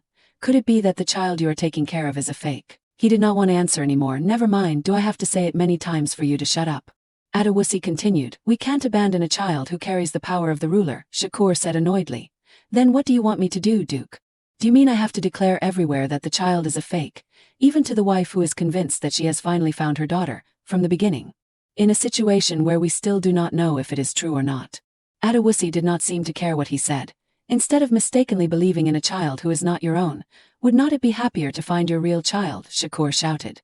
Why are you suddenly meddling in other people's business? Not seeing you for a while and you are more nosy than ever. But Adewusi must have a reason for saying that, if we have found the real child, then the child here will have nowhere to go. I plan to take the child away and take care of her. Shakur's hands clenched. What strange words are those? There are many reasons that Adewusi gave. Is not it too cruel to bring a child who has lived like a noble back to the orphanage? It seems that the child is used to the life of the nobility. So I want to take care of her. I also have a son of the same age, so I can take her as a daughter-in-law. Shakur was about to lose his mind. You are really crazy. Adewusi emphasized. Anyway, you have found your real daughter, so it has nothing to do with you, just a fake. But the noise from behind made them both turn around. Shakur called hesitantly, Annette. Anisa had heard what they said. She was very shocked. A few minutes ago, Anisa was chasing someone. Wait. Clearly it was a child. I thought it was some cat. But it was clearly a child, so that means it must be the younger sister of the two brothers, the only one who can't use the well water. Although dirty, she is still wearing ready-made clothes and the skin does not show signs of being infected like the others. Only those siblings know how to get to a place in the well. Hey little one, do not be too scared. Misa was terrified. Do not follow me. Anisa tried to reassure her. Sorry, I just want to talk for a bit. Misa was about to cry. This is our house that you entered without permission. You are really a bad person. Anisa said in surprise. Your house, you mean this place? The village chief told us to use this house. To be honest, with this scale, her family must have been well off in the village, right? But the village chief said that this house has been abandoned for a long time. My family and I will borrow this place temporarily because the village chief said we could use it. Can you tell me what happened? Misa suddenly cried loudly. The village chief is a very bad person. Anisa coaxed the little one. Do not cry. So that is it. It must be very painful. Sorry. By the way, can you tell me your name? Actually, I already know this child's name, but maybe her name is. The little girl sobbed. My name is Misa. She is the key to ending this thing in those brothers.